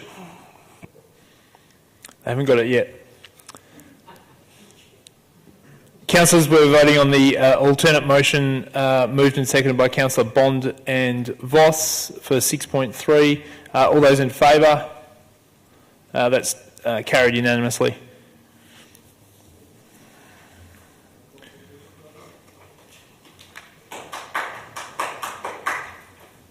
Move now to item 7. Councillors, do you have any items of urgent business you wish to table this evening? Oh, sorry. Not doing very well tonight, am I? Councillor Voss will move item 6.4, seconded by Councillor Bond, I didn't give the opportunity to ask any questions. If you wish to ask a question, do it now. There being no questions, do you wish to speak? Move to the vote. All those in favour? That's carried unanimously. Move now to item 7. Are there any items of urgent business you wish to table? There being none, we'll move to item 8, which is confidential matters. Councillors, there's no items of confidential matters this evening. There being no further business, I declare the meeting closed, and thank you to the public for coming and waiting so long this evening, and the officers.